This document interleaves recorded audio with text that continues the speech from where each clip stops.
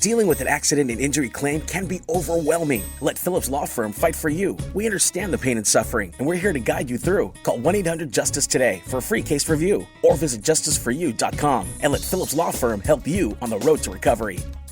Innovation Refunds does not provide tax or legal advice. We work with an independent network of tax professionals and will share information with them to evaluate and process your claims. Terms and conditions apply. Ty is a paid spokesman. I'm Ty Burrell, actor and small business owner. You can trust Innovation Refunds with your small business's ERC claim because of their SOC 2 Type 1 security compliance. Without this, how can you be sure a company can protect your information? It's not like here on the radio, where all you need to be secure is a censor button. My password to my bank account is Ty's cool password 1. Uh-oh. Luckily, Innovation Refunds is more reliable. Go to innovationrefunds.com or call 1-843-REFUNDS to get started. Hey, it's Mike Hawk. Join me every Thursday at 1 p.m. exclusively on the Odyssey app as we go live with Odyssey. Join in on the action as we cover interesting facts, top 10 lists, and some fun new games. Follow the Men's Room page on the Odyssey app and join in all the fun Thursday afternoons at 1. Unfortunately, what you're about to hear is real. The members of this radio program are simply not that bright, or what some people would call educated. They are merely stupid. They're not trying to offend anyone on purpose. And all have played doctors on TV. You have been warned and are cordially invited to join the party. This is the Men's Room. Forget it, man, and get with the countdown. Get with the countdown. Shake this square world and blast off for Kicksville. The trippers, the grasshoppers, the hip ones, all gathered in secrecy and flying high as a kite. This is the Men's Room with Miles and Thrill. You know what they say, shake your radio more than 3 times, and you're playing with it. You're listening to the Men's Room.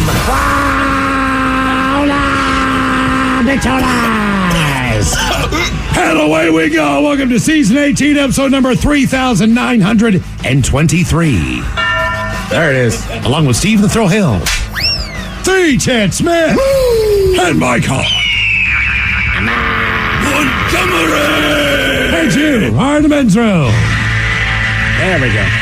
I'll tell you today, the return of Who Sucks Less.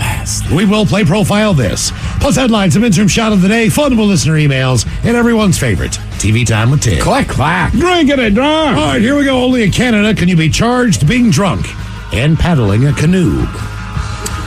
Meanwhile, a roller coaster leaves riders upside down for 3 hours, but with quite the view. Woman has job interview at Sheriff's Department, and she shows up drunk. A man is arrested after thousands of stolen coins are found in his trunk. And a New York woman buys a $1.14 million home. Then complains about the student loan debt she has. That is all coming on today's very special episode of The Men's Room. And now, here's the question. Hola, bitches. Good day to you and yours. All right, it is, in fact, the day after Independence Day, and more likely than not, there are fewer fingers in the United States today. But it's the same story every July 5th. 29% of fireworks injuries happen to hands and fingers. But some people out there, they're looking to up the ante. A man in Illinois, he was detonating fireworks outside of his home, but one did not go off as expected. So he looked into the fireworks tube when it ignited and blew up in his face. Right, now he survived, but he's in critical condition, and also, he's stupid. Look, the basics of fireworks are place on the ground, light the fuse, get away.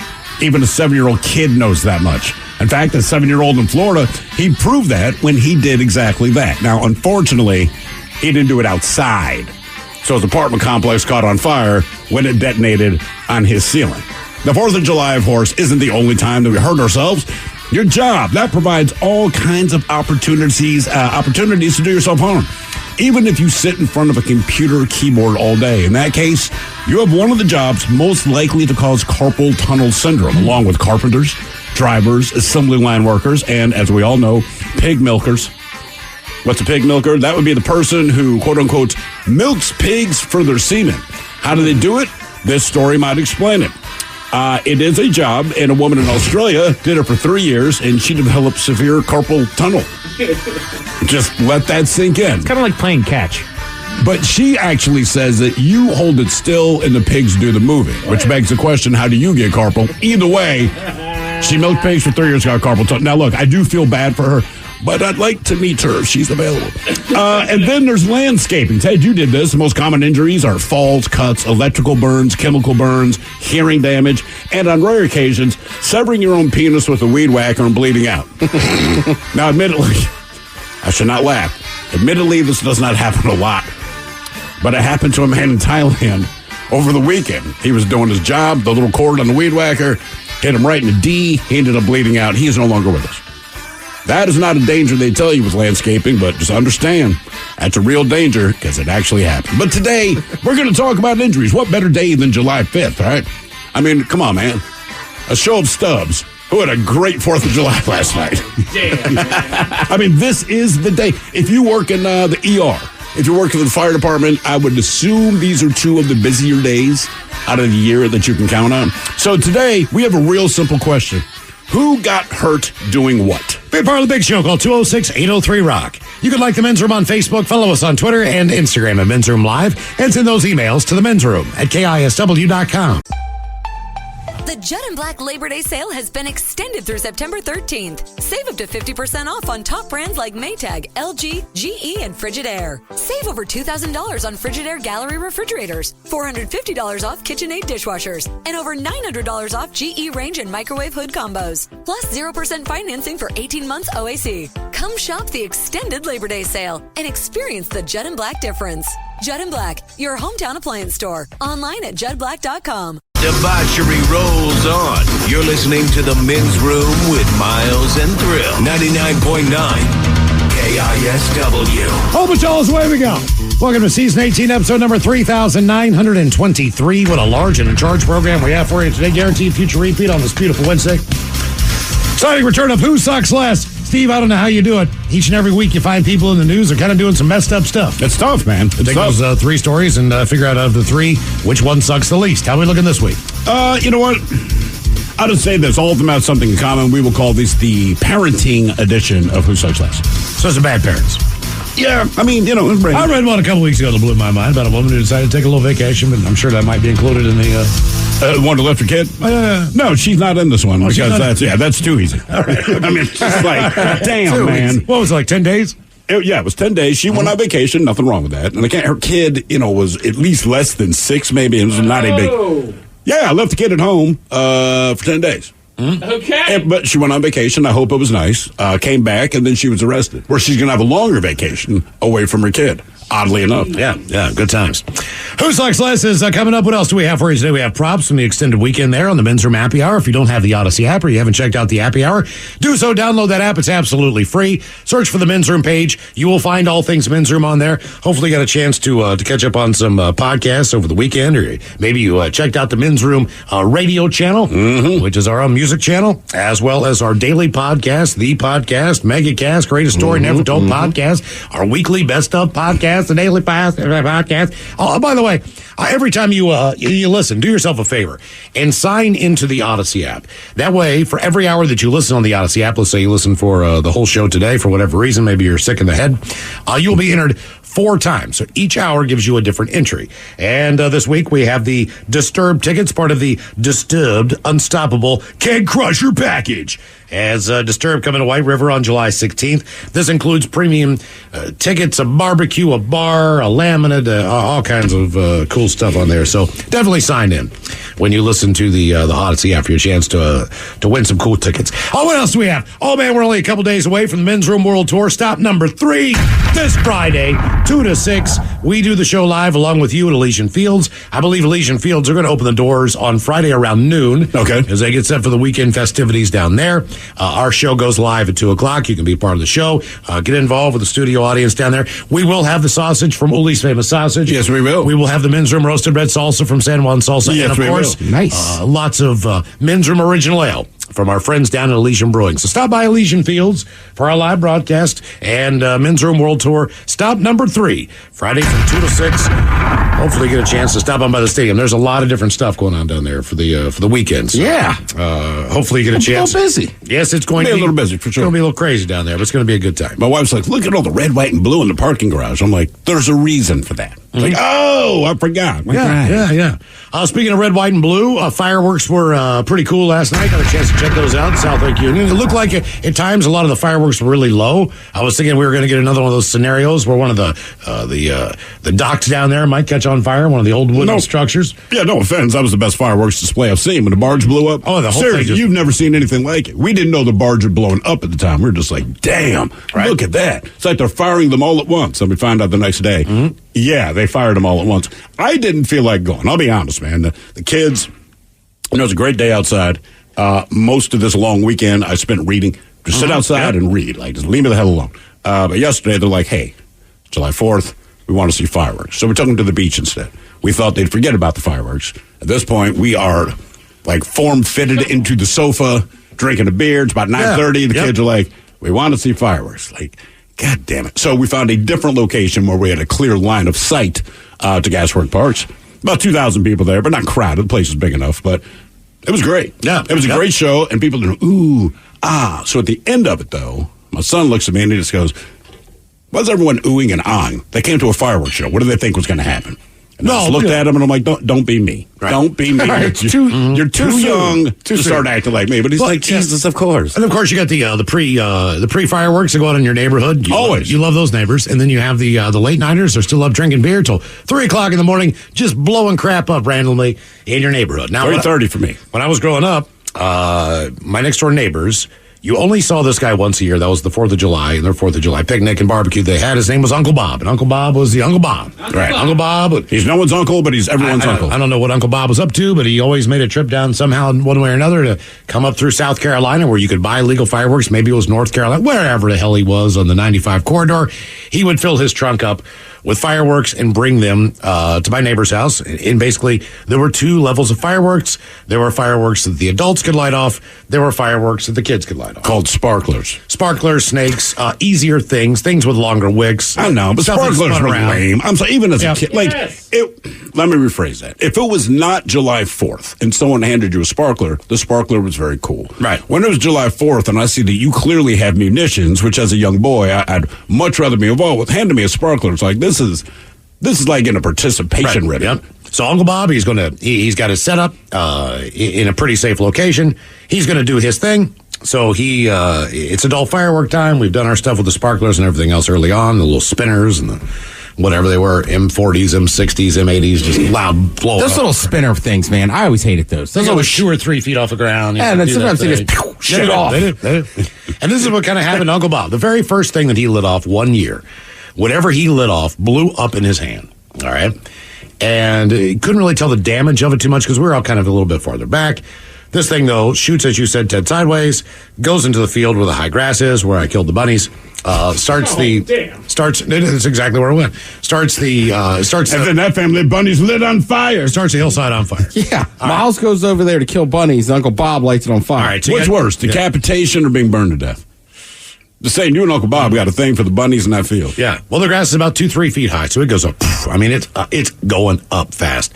So my neighbor Bill, he runs, he gets his hose, he runs over, the hose isn't long enough, and he starts, he had a swimming pool at the time, so he got a 5-gallon bucket and started throwing the bucket of chlorinated water all over the side of the hillside. In the meantime, Uncle Bob basically blew open the inside of his hand to the point where the skin on his palm was a flap. Okay. With meat hanging off of it, and his hand was open.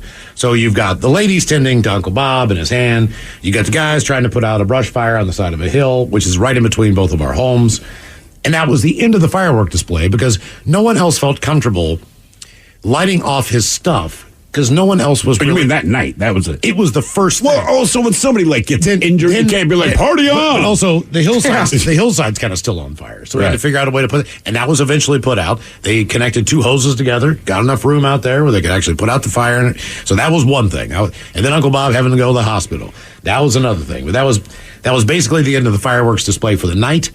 Which, I didn't feel too bad about because my younger brother and my younger sister were there and they were trying to blow stuff up. And of course, for whatever reason, this is not a recipe that I want to be involved in. But, I mean, literally, It was seriously 30 seconds in to the beginning of the fireworks, saying he nearly blew his goddamn hand off. You know what's sad? And set the neighborhood. You still sound a little salty that he ruined the fireworks show. Well, he had great fireworks. Like, he would buy. Come on, Ted. These adult ones were the ones that really they were fantastic. Shot up and kind of made a pretty I don't even know what those cost, because you can't imagine what they cost on South Lake Union to do the things. Like one mortar. What does that cost? Well, Uncle Bob might have spent like $25 on one mortar that did something very cool, but he wasn't buying a whole lot of those. That was like his grand finale. We never even got a chance to get to the grand finale. We were still dealing with one of those like weird spinner things that was a little bit bigger, but just shot off and blew up in his hand. Like Roman candles, right? Because I watched it last night in the neighborhood. Roman candles are great. Of course. And then somebody breaks out like real, like fireworks, like those mortars. It's like, Roman candle guy, just put yours away. Yeah. That's basically what I heard last night, and that's another thing my kid asked me. He goes like, man, I get fireworks, right? You light them off, you see them blow up in the sky, they look pretty, they drop down to the ground. He's like, what's with the ones you can't see? I said, well, it's just a loud explosion, man. I'm like, look, this is the day of the year where if you like explosives, you can throw down. Mm-hmm. Like, normally, if you blow off mortars in your yard, any other day of the year, well, you get like July 1st to about July 6th. Right. They're calling the cops. But I'm like, on this day, if you have mortars and you want to blow them off, I'm like, you got to do it. I said, look, if we had a garage full of mortars, which we do not, we'd be blowing up in the driveway right now. This is illegal or not, this is the one day you can get away with it. But if you looked at it from a practical standpoint, Steve, would you like to buy cheap explosives from China? You would think to yourself, maybe this doesn't end well. It depends where I'm at. If I'm going to the beach, yes. Okay. I would not do it at my home, and mostly because I'm just convinced an ember would land on my roof and burn my house down. Sadly, the worst injury I have seen on 4th of July, nobody blew up. It was nothing exciting like that. We're about 10 years old, kid named Devin. We had sparklers because that's what we got. Mm-hmm. Held it too close to his face. A couple sparks landed in his hair, and his hair went up. I mean, it was just... Yep. And it was gone. He didn't suffer... Well, I think he wasn't injured, so to speak. He was just in pain. But seriously, like, there was no blood. There were not body parts going anywhere. And no offense to Devin. He was a good friend. But frankly... If you're going to injure yourself on the 4th of July, could you please be a little more dramatic? You know what I mean? Like when they show you a crash, there's probably 15 crashes in NASCAR every race. They only show you the 2 good ones. Right, so something like, look, there were plenty more. Like things happen, man, but we're not going to waste your time showing you that because deep down, if you have to see something go wrong, and it's horrible to say, but it's true, if you're going to see something go down that's bad, you kind of hope it's catastrophic and amazing. Right, so in the Flying Melendez, I'm going to cross the Grand Canyon on the tightrope. I don't hope you fall, but if you do fall, I'm watching it when you do. Right? I think he had a parachute on. He had some NASCAR, right? They show the guy who wins the race, and they show you every fiery explosion because that's what gets it. The NFL, hey man, we want to protect our players, but real quick, here's a highlight reel of some of the most devastating hits. Right?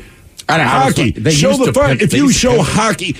You can show hockey highlights. It doesn't matter if the score's 7-6, right? There's a lot of goals in hockey. They're going to show you every fight.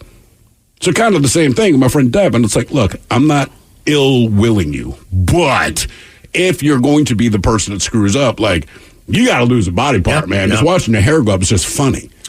Here's a few from over the weekend there. A 58-year-old guy in Cary, Illinois was seriously injured by a commercially rated firework.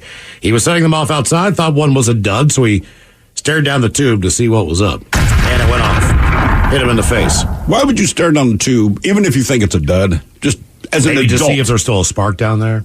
If it's still lit? I don't know. I don't know. That seems pretty dumb. I'm just saying, as an adult, we generally have figured this out. He was in and out of consciousness on the way to the hospital. He was in critical condition when he arrived. They said in Illinois alone, 120 people hospitalized with fireworks injuries last July in Illinois. So that's about 50 miles. In the entire state? Southwest of Chicago. That was last year. To be honest with you, based on the population of Illinois, there are a lot of people that live there. 120 people is less than I would have thought. Who was the guy for the Giants? JPP. Jean-Pierre Paul. Yes, Jean-Pierre Paul. I mean, Jason Pierre-Paul. He literally blew off a couple of his fingers. I want to say, fireworks. Yeah, he blew off 2 fingers. I was like, oh my God. And then he came back that season and had like 9 seconds. Played like a cast type contraption. It looked like, I mean, there was no way he was ever going to intercept the pass again. Oh no, he could bat down the ball. He could definitely like put his boot up in the air and knock it down, but he was not one-handed anything. Then we have a town in northern Michigan was planning a big fireworks display over a lake. But before the show, the platform they were on collapsed and all the fireworks fell in the water. So the whole thing last minute. So at least no one got hurt there. But now that's funny. Unless they were on the dock. Because that's a small town. The kids are excited. This is the big night. Like, yeah, we have to cancel this. 4 apartment units in Central Florida damaged in a fire after a 7-year-old got a hold of some fireworks and set them off inside. His parents had left him alone. Luckily, no one was hurt on that one. And one more. Multiple families escaped the worst after a fire broke out in Berkeley Point Apartments in Ocala. One of the children escaped the flames, was the one who started it. I was sitting on the porch. All I heard was the fireworks going off. I was thinking maybe the grown-ups were lighting them up early for some reason. Then I heard a big one go boom. That's when we saw the neighbors were running. I'm like, hey, somebody help me, building's on fire. Also, the video that was making its rounds of the family out front, and I believe it was a doorbell ring camera. And there's about probably 10 members of a family. They've got a table. They've got chairs set up outside. Vans parked up. Oh, God. Yeah. They're in the driveway. And something goes wrong with one and ends up basically ending up underneath the van, which catches the van on fire. Fireworks are still blowing out everywhere. Right. Keep in mind, all the fireworks are shooting from underneath the van. It was just... but then the van explodes. I mean, it was like a movie. Like I said, and it ends up lighting off like just all the rest of them. Everything. Our question, who got hurt during what? Or who got hurt doing what? 206-803-ROCK. Hello, Breck. Welcome to the men's room. Hola, gentlemen. Hola. So, I got hurt doing exactly what you guys were just talking about, playing with fireworks. I was about, I think 14 or 15, and we were out chilling at my cousin's house. They lived out in the middle of nowhere in the forest. And so we went up to the top of the hill to light them off. And instead of using like the pre-made cardboard tube that come with the mortars to shoot them up in the sky, we thought it'd be a bright idea to make these rocket launcher looking things. That way we could launch them off our shoulders to make it look cool and like we were in a Terminator movie. I like that at least you're honest about it. You said rocket launcher looking things, not actual. Right. It was basically some like 3 or 4 inch conduit you got from Home Depot, and you just put one of the caps on the end of it and like. Well, let me ask you. A handle. Yeah, when you glued the cap on the end, did that hold the cap, or did the cap get blown off? Oh, yeah, exactly. It got blown off at the end. Well, the first like 2 or 3 went fine, and then it was my turn, and I was the unlucky soul who got it. Was just tacks, the tube that we made. I knew at least I didn't get super like heavy shrapnel because all the metal stayed in pretty well, but like I got the whole side of my face and neck and down my back was just tore up. I had to get a skin graft. Ooh. And they had to clean it with like this sandpaper like stuff that just, oh man, it hurts. Probably the worst sheer pain I've felt. And I've broken bones, dislocated shoulders. I said there's no way to numb it up, right?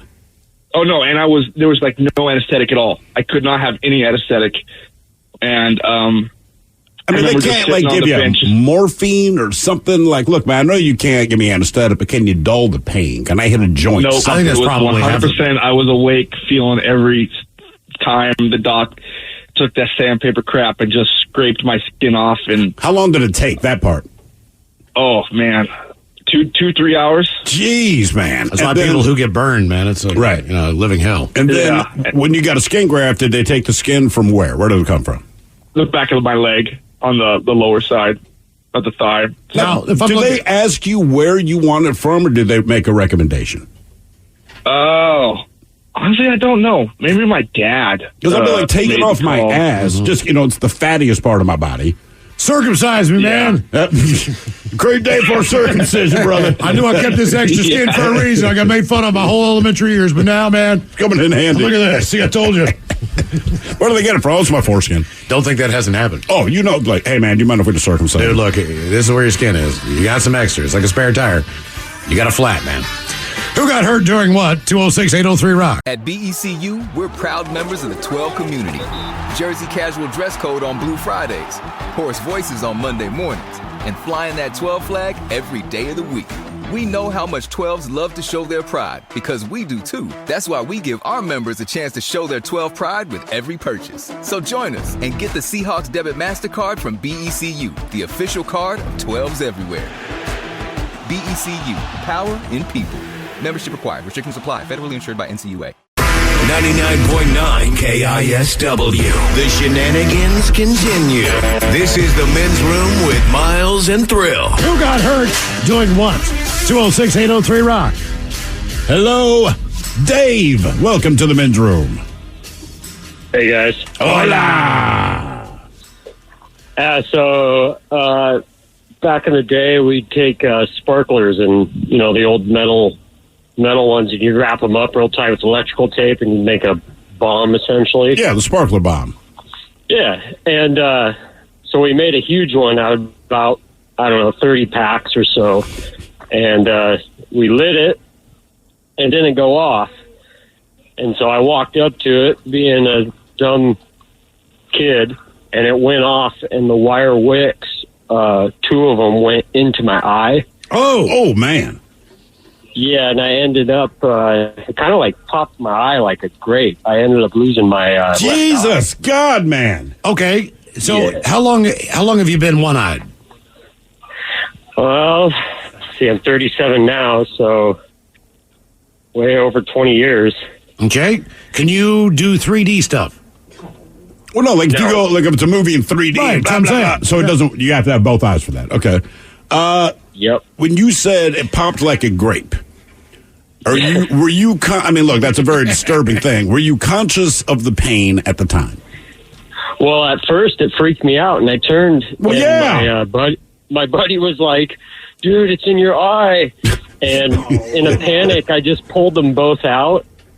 And when I pulled them both out, they were in there about an inch. And my eye just started essentially oozing. It was absolutely disgusting. And then I panicked.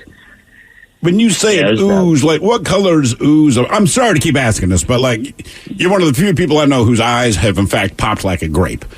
So, is the ooze whitish, or is it just straight up blood?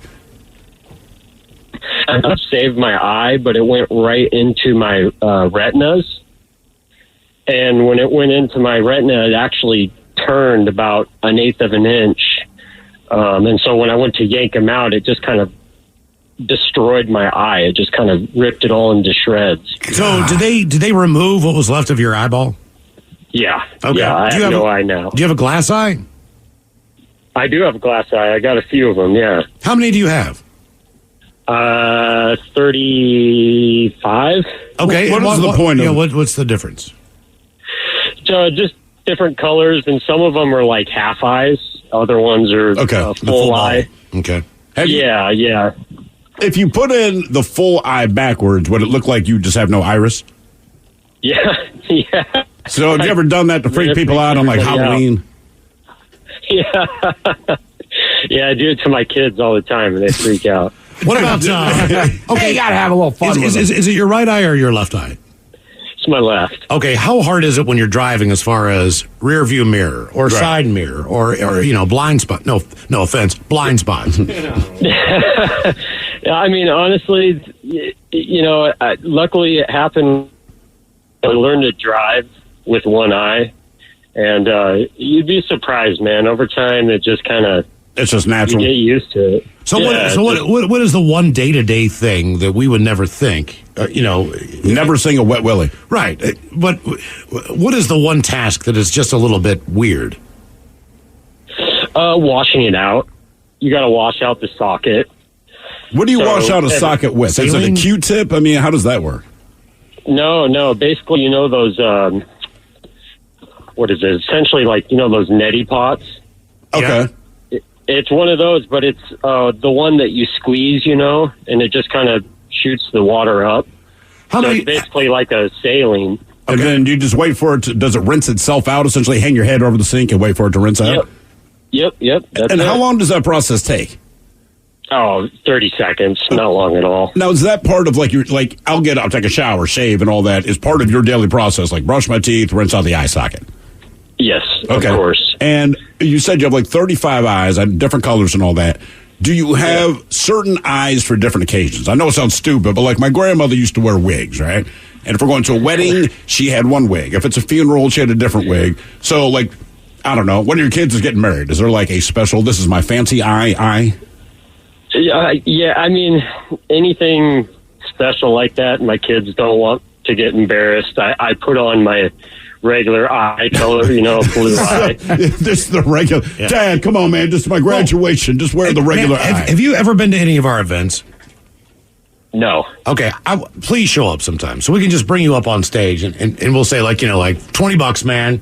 Just reach in there and rip your eye out, and you can just do it right up on stage. Just to freak people out. How do you do that? Do you have to reach your hand in there and do it? Do you just plug your nose and breathe hard? How do you get the eye out of your head? I just use my pinky. Just kind of scoop it out. Pop it really? How long did it take you to get used to that? I understand it's probably just routine now, but like anything, the first time you do it, that had to be pretty freaky, right? Oh, yeah. And I didn't even get, a glass eye till I was 22. So, for 9 years, I just wore a patch every. Did you get a nickname as a result of the patch? And he's gone. Yeah. Well, if you ever showed any of our, there you are. You're back. Say what? Did you ever get a nickname because of the patch, like Patch Adams, anything like that? Patchy. Mm-hmm. Nope, just One Eye Dave. One Eye Dave it was. I call it. Not even clever. The only thing that it really benefited. The only thing that really benefited me with that is I like to shoot a lot. So literally, when I'm shooting, I don't have to close an eye. Yeah, same with archery. Okay, actually. Yeah, and for real, it's because when you're shooting, right, most guys close one eye. I really don't have to do that. Yeah. When you first started dating your now wife, how long did it take her to notice, and then how long before she asked for you to pluck the eye out? Did she want to see what it looked like with no eye? Well, I met her at a bar. 18 years ago, and this is kind of gross, but one of the things to do was some chick was like, do a shot out of your eye socket. Oh, God.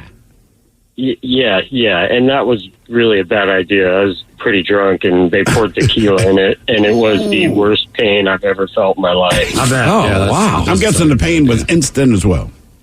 It was absolutely instant. Okay. But you were drunk enough to pour in tequila in your open eye socket. Like, hell yeah, bring it out. Well, she found out you were two-eyed Dave. And then one last question for you. Have you ever sneezed an eye out of your head? Oh, yeah, all the time. Actually, almost every single time I'm about to sneeze, I have to hold my palm on my eye. It will pop out. Okay. How far does it go? Like, we're sitting at a dining room table. You're on one end, I'm on the other. You sneeze, it comes out. Is it making it halfway across the table? Oh, yeah. It doesn't shoot out, right? 3 feet, but it'll definitely pop out, a foot or so. And that has actually happened. What's that restaurant where they cook all the food in front of you? Oh, like the Japanese steakhouse? Was it that style? Dave? Hey, his phone keeps dropping out again. Okay. Well, Dave, if you ever happen to show up to any of our events, we'll keep an eye out on you. I would love to be sitting at a Japanese steakhouse. Some dude I don't know sneezes and just see his eyeball shoot the hell out. Then you see the guy go ooh, eyeball. God damn. Oh, he's just a star cut. Yeah, exactly. Hey, man. He's in the zone already. Now, you know what he does? He flips it back over. He puts it on a spatula and flips it into your eye. God. If he could flip that guy's glass eye back into his eye, I'd pay to see that. That's what I'm saying. At that point, you got to tip that chef $40. Do you still have to go to those places? The Japanese steakhouses? Shh. It hasn't come up. Okay. I know if I bring it up, look, there's nothing wrong with the place. Here's my two problems with the place. One, the food is just okay. It's not bad. It's just it's not great, but you pay for the quote unquote experience, which is an experience I would choose not to have.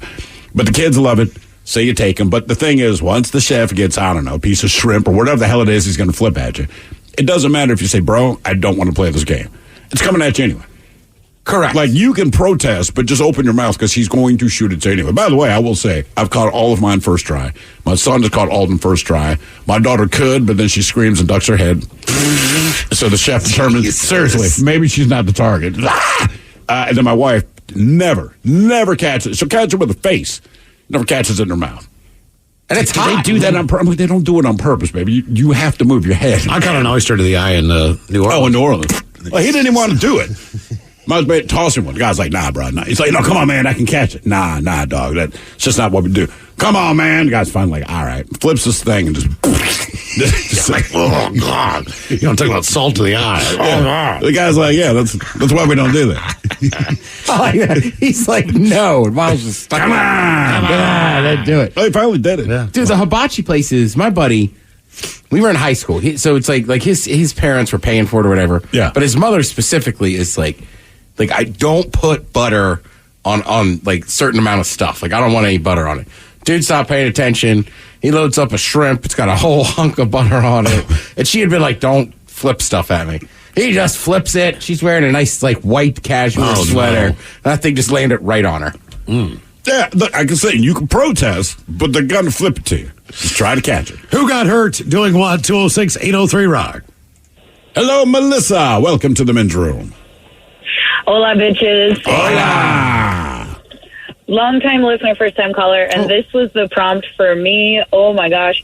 I was out climbing with my best friend, rock climbing in central Washington, and when you're rock climbing out in the wilderness, it's not like climbing at a gym where the rope is, like, set up for you and somebody's pulling up all the slack for you. You're actually setting up the rope as you go. That's why I don't do that. You're putting in, that's fair. So you climb up, you put in an anchor, and then every time you climb above that anchor, if you're the first person on the climb, you're at risk of a fall. So you put in an anchor, and let's say you climb 3 feet over that anchor. Now you have 3 feet of slack in your rope, so you're actually at risk of falling twice that distance. 3 feet down to the anchor, and then an additional 3 feet because you've got that slack in your rope. So I'm out climbing with my buddy. I put an anchor at 5 feet. I put an anchor at another 5 feet over that. So I'm 10 feet off the ground. And I'm climbing. I'm looking for a good place to set my next anchor. And I saw the perfect spot, and I was like, it's really not that safe, but I'm feeling good. I'm confident. I'm, early 20s. So I climb up 10 feet over my previous anchor. So I'm 20 feet in the air. And I set my anchor, and the rope is really heavy at this point. So I pick up what I can, and I'm holding it in my mouth because it's just heavy, and you use your mouth like an extra hand sometimes. So I've got the rope in my mouth, and I'm leaning over. The gear is set. I'm going to put the rope in there, and I slip and fall. And I'm 10 feet over my previous anchor, so I fell 20 feet, and I hit the deck on my back. And, yeah, that was terrible. That was probably some of the worst pain I've ever felt. But worse than that was the fact that I had the rope in my mouth. And so it got ripped out as I fell, and I broke my jaw. Oh, my God, man.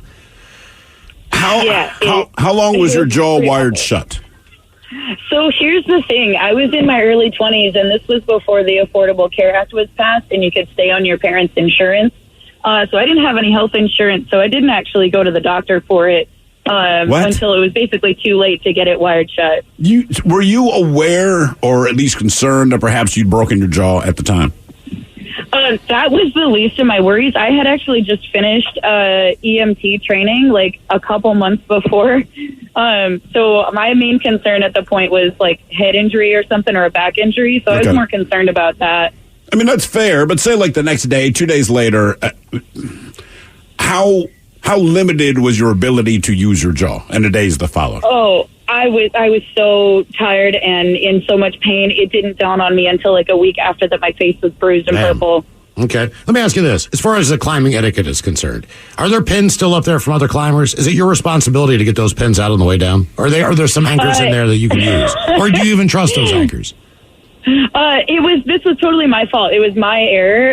It wasn't the anchor's fault. This was my problem. So my buddies, I was out with a couple friends. My buddies actually went up and got it for me, and we drove home after that. So you're responsible. What, as you're rock climbing, because I know very little about it other than it's not something I would do if there's not a carnivore chasing me. So when you're climbing up the side of this, what makes you determine what a good anchor spot is? What are you looking for? Usually a big crack. So there's actually a couple different types of outdoor climbing. There's like pre-made routes that have anchors like drilled into the rock. It's called sport climbing. All right. So if you go out and you're on sport climbing, it's generally considered a little easier because you're not having to hunt for your own spaces. But there's all kinds of gear out there, depending on what kind of route you're on. If you're on a granite rock, if whatever type of rock you're on. We were out on, it was mostly granite, it's Pacific Northwest, so there's tons of granite around. So you're looking mostly for cracks. Stop. It's the worst jingle ever, by the way. That was the worst jingle that has ever been made. Priceless granite. Who are you appealing to? You're not wrong. How long have you been climbing? That is the question I have. I took my first rock climbing class in college when I was 18. I'm currently 37. I haven't climbed for probably about 5 years. I have a kid, so it's a little difficult to stay in shape and get out when I want to. But, I was pretty active for probably 15 years. Okay. And do you think you can compete on American Ninja Warrior? Seems that all the rock climbers do. Absolutely not. Oh, really? Absolutely not. Okay. All right. No. Absolutely not. Okay. I like the honesty. Man, oh man, rock climbing, no thanks. I don't know, man. Because eventually I'm going to look around and look down. What do you think? Now, you and Mike, the Eagle Scout, have both rappelled, correct? Right. Yes. Not going up, just going down. What are you more comfortable going? Would you be more comfortable rappelling again, Mike, or trying to rock climb? You said you did about 30 feet, so it's still going to be 30 feet, either up or down. I would be better rappelling again. Really? Because just knowing what it feels like once you get over it, there's that really awkward moment. What does it feel like? Getting horrible. Horrible. Once you get over the cliff, it's not bad. Awful. Once you start walking down, it's not bad. But sure, here's the difference. You need your physical strength to get you up there if you're a rock climber. Yeah. So as far as hand holds, being strong enough, being lanky enough to pull yourself up and find positions, when you're rappelling, you're just coming down the face of the rock. Right. You're just keeping your own weight at bay. And that's basically the end of it. And if you can find any way to take yourself from vertical to horizontal by lowering yourself down, it is the trippiest damn thing. Yeah, because your weight is shifting the entire time. We don't naturally do that. So it's trippy as is. Now add like 30, 40 feet underneath you that if you screw up, you're going down. So that's where it sucks. But like Miles says, as soon as you get your feet on the face of that wall, you're good. Yeah, most of the weight is in your groin. No, I understand the physics. You're going to be top heavy. So I'm just saying, saying, make sure that you can kind of hold on. I would be happier going up. No, that's just me. I don't like the idea of leaning if you're strong enough to do it. I mean, assuming I could not support my weight. Yeah, but I'm saying assuming that you are. I would rather climb up than hang over the edge. That's just me. Because once I'm hanging over the edge, I'm like, I am not in control. Not that my control is great in the first place. But the worst part to me about rock climbing is then you still have to get back down, right? Yeah. So, you get to the top, and you're like, I did it. And you're like, no, you didn't. Now we got to go down, man. I mean, Miles is right, though. I have one buddy that does it a lot, but he is... Rappelling or rock climbing? Rock climbing. But he is, really good shape. Of course. He has the body of, like a rock climber. Yeah, no, right. They all have the same body. You have no body fat, and you need to be able to do at least 20 pull-ups. Well, sure. I mean, just knock them out. I mean, and there's no way I could do 2 pull-ups. I mean, I would struggle. I think you could. I'd struggle to do a pull-up, man. I think you could, man. I don't know about that anymore, man. Pull-ups are hard. Could. I always struggle. They suck, but yeah, maybe.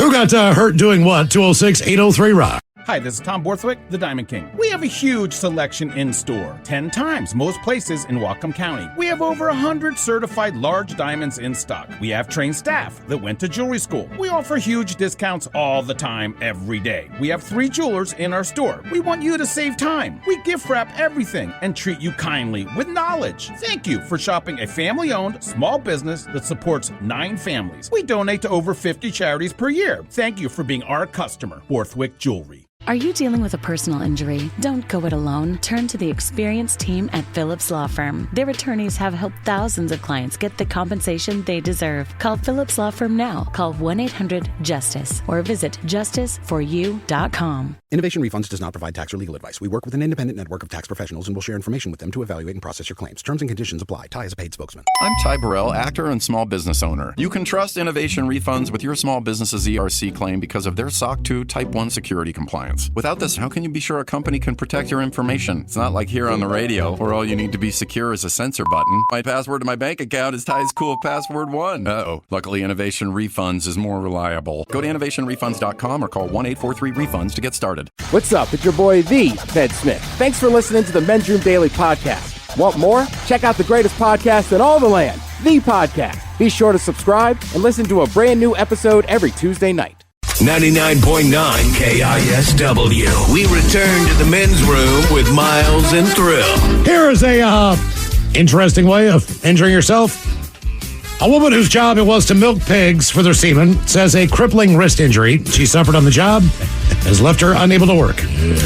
The woman whose name is Maxine, she is 31. She had a job she loved in animal welfare, which paid very well. But unfortunately, she loved that job. Huh? It caused some long-term injuries.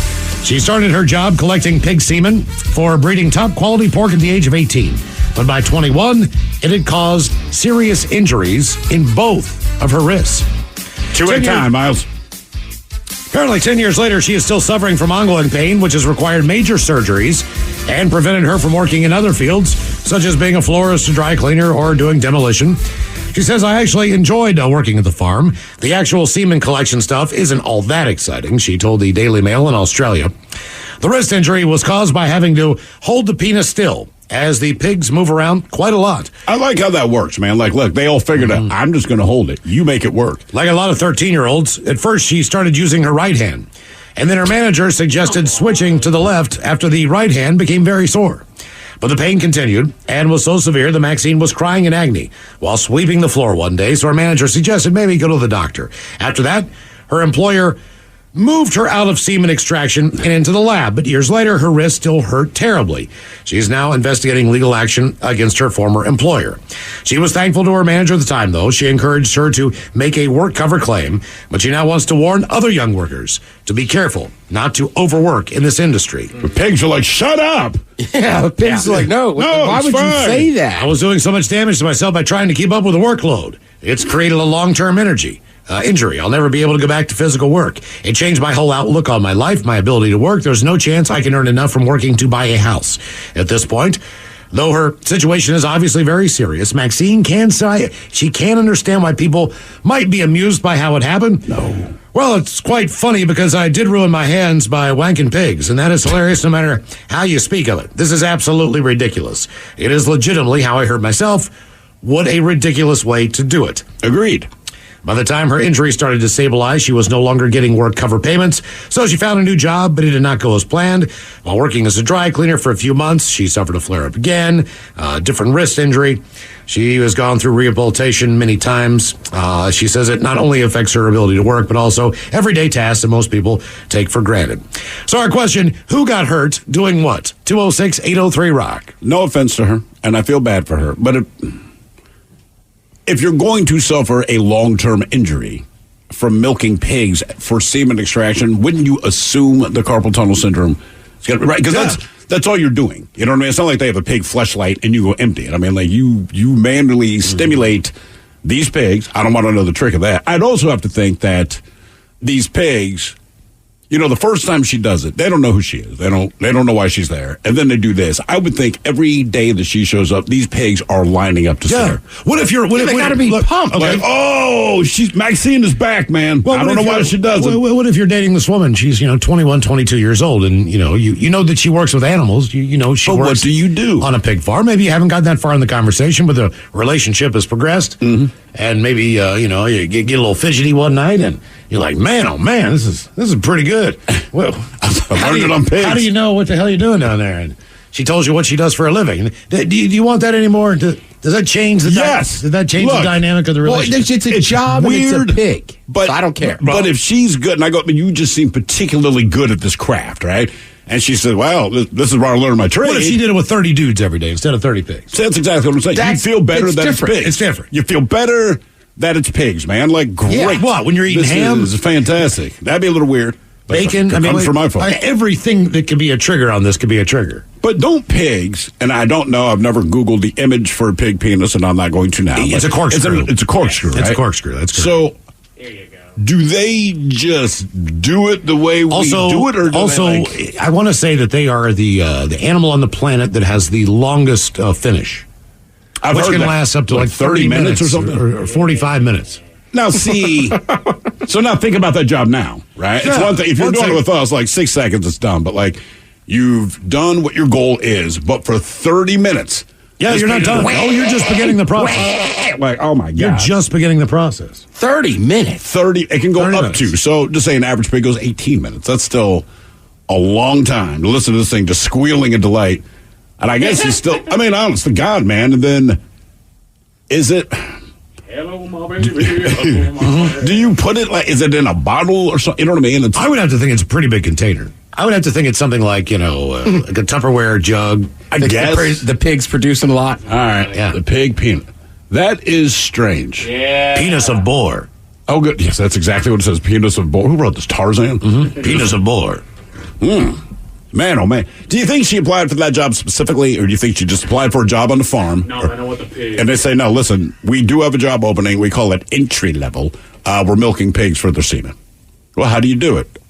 Exactly how you think. The same way your teenage brother That's exactly does. what you do. All right. How long could you do that job, right? It's like Dirty Jobs with Mike Rowe. Right? You just say, hey, all right, this is your gig today. We're filming the show. Oh, like, look, the first thing is, it's almost like working in a kitchen. No, it is not. Anytime you come into my house, you got to wash your hands right away. Sure. Oh, yeah. You know, you're washing your hands. We wear gloves. Wash your hands. Then you can come in my house. I mean, you can enter my home. Right. Who got hurt doing what? 206-803 Rock. Now I'm just thinking about how awesome it would be to date this woman. That's what I'm saying, man. She's got to be good at it. So, I mean, I think sometimes to be like, hey, 4 to 5 pigs. you want to know how 5 minutes. You do this every day. Let's have some fun. Right. Where did you learn this technique, babe? Okay, whatever. Who got hurt doing what? 206-803 Rock. That's our actual answer to, babe. Babe, the pig. Hello, KC. Welcome to the men's room.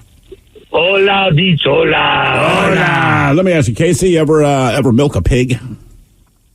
No, I cannot say I did. Okay. All right. Put it on the bucket list. But I did go to basic training, which he was the DI called him a pig F-er. Okay. He skewered pigs for a living before he came into the service, so that's what he called it. Okay. Yeah. Anyway, my story is, and I can't even catch up to the last three, but when I was a kid, about 6 or 7, a bunch of us were playing basically softball in a little field, and I was pitching, and I caught the ball with my right eye and spent a week in Tacoma General with patches over my eye after they basically kind of reconstructed the eye socket. I still have my eye, but... Quit bragging. Sometimes it's hard to see about it, but I was okay at playing, like pickup softball and stuff. But once my mom told me what happened and reminded me of what happened, I became like gun shy and had to go in the outfield. And then, silly me, I became a pitcher in softball as I became an adult. Which is more dangerous than any other position to be in, right? Bad spot. Yep, especially when they came out with these double wall bats and triple wall bats and high-tech aluminum bats. And, yeah, that's nuts. Yeah, because, I mean, that's right on the screws. It's one thing to yank one down the third base line. Third base, first base, pitching. I think, man, even there's a reason that shortstops play in the outfield on slow pitch. I mean, they're 5 yards into the outfield grass, typically, just so they can get enough room. Well, you got an extra guy out there, too. Yeah, you do. But still, it's just from the hot shot, just from the one skipper that just, it comes right off your shin. When's the last time you played softball? Oh, God, probably about 13 years ago. I'm in my early 60s. Ah, okay. Yeah, man, it doesn't get enough credit for being an actual physical sport based on the fact that, people show up with beer. Rolling up with beer. Right. You're out there, you're kind of in a uniform. You don't warm up. You don't do any stretch work. But eventually, even if you hit the ball, you're going to have to start from a dead stop and sprint. You can pull, just by running to first base. When we started doing the foul balls, my first hit, I remember taking off. I know I'm fast. And, man, my legs blew up about halfway to first base and ended up limping there. I mean, softball just has a wide range, too. Like, I know some people that play on super competitive slow pitch teams. They'll travel all around. And they drink beer afterwards. Then I have plenty of friends that just play in, beer leagues, and they're just getting wasted the whole time. Yeah, there's a reason to sit outside when it's sunny. By the way, Miles, regarding the woman who extracted pig semen. Yes. Some people are calling that pulled pork. Pulled pork. I see what they're doing there. Yeah, I like that. See, clever. Someone else had it. That's all, folks. Oh, no. That's how she knows she's done. It would be hard not to crack jokes when you're walking by bacon and stuff. You get turned on? Oh, sick. Stop it. If you want some of this tonight, shut up. You know what she does for a living? That's one part of the pig, I guess, goes into the hot dog, right? I'm guessing, man. It's grinded up. You don't want to know all the parts, I guess is what they say. But. Well, people always say lips and anuses, so I would imagine at that point. Look, man. The penis is too much. It's a pig anus. Don't think that they waste any parts. No. So just know. What age do you think people are smart enough to stop asking what's in a hot dog? The first time someone explains it to you. All right. Whatever age you are that someone goes, well, let me tell you. You go, don't ask, man. Yeah. Because everybody, they think they're so funny, and then when you get an actual answer, you're like, I'm kind of freaked out. They're like, yep, just don't worry about it. Roll the tube, put it on the grill, don't ask questions. Hello, Willie. Welcome to the men's room. Liquor and whores. Liquor and whores. Hola, gentlemen. So, Maxine, just real quickly, she's making bacon, man. Everybody's got to work for a living. Hey, you got to work for a living. And, hey, look, one thing that she can say is my customers are very, very happy to see me. Not everyone can say that. So, years back, a bunch of friends and a girlfriend were around the campfire, camping out, been drinking most of the day, swimming in the river and everything, and night comes and we're going to do marshmallows and the s'mores and the whole thing. And marshmallow in the fire, of course, it catches on fire. Now, I try to put it up in the air to try and blow the thing out. It comes flying off the end of the stick and lands right on my girlfriend's bare shoulder. Ooh. On fire, like sugar on fire, like flaming napalm. Right, so it just sticks to her. Mm-hmm. Yeah, nice burn. Real good burn for the whole thing. I don't think we talked much the rest of that week. Probably not. Was she that mad about it? Oh, my gosh. Yeah. And you know what the worst part is? It's not that you burned her. It's that if you're going to suffer an injury, you hope it's a cool story. That is not. No. Right? What happened to your shoulder? A flaming frickin' marshmallow. Right. I mean, it kills everything. It really does. Has anyone ever made a s'more without the marshmallow bursting into flames? Yes. You've done it? Oh, yeah. I have not. Because I'm just letting it catches on fire, blow it out. Doesn't mean that the inside's all the way cooked through, but... Oh, that's the worst. At least I didn't do that. Who got hurt doing what? 206-803-ROCK. Hello, Jeff. Welcome to the men's room. Hola. So, I'll get right to it. Quick story. 4-year-old niece's birthday party about 1.5 years ago. Decided to hold it at a trampoline park. All right. And started doing a little jump around on the trampoline. Grew up with a trampoline in my backyard, so I didn't think anything of it. And a few minutes in, decided to do a front flip. Landed it. Snapped my ACL. Oh, God. Yeah. And super fun. How long into the birthday party did this happen?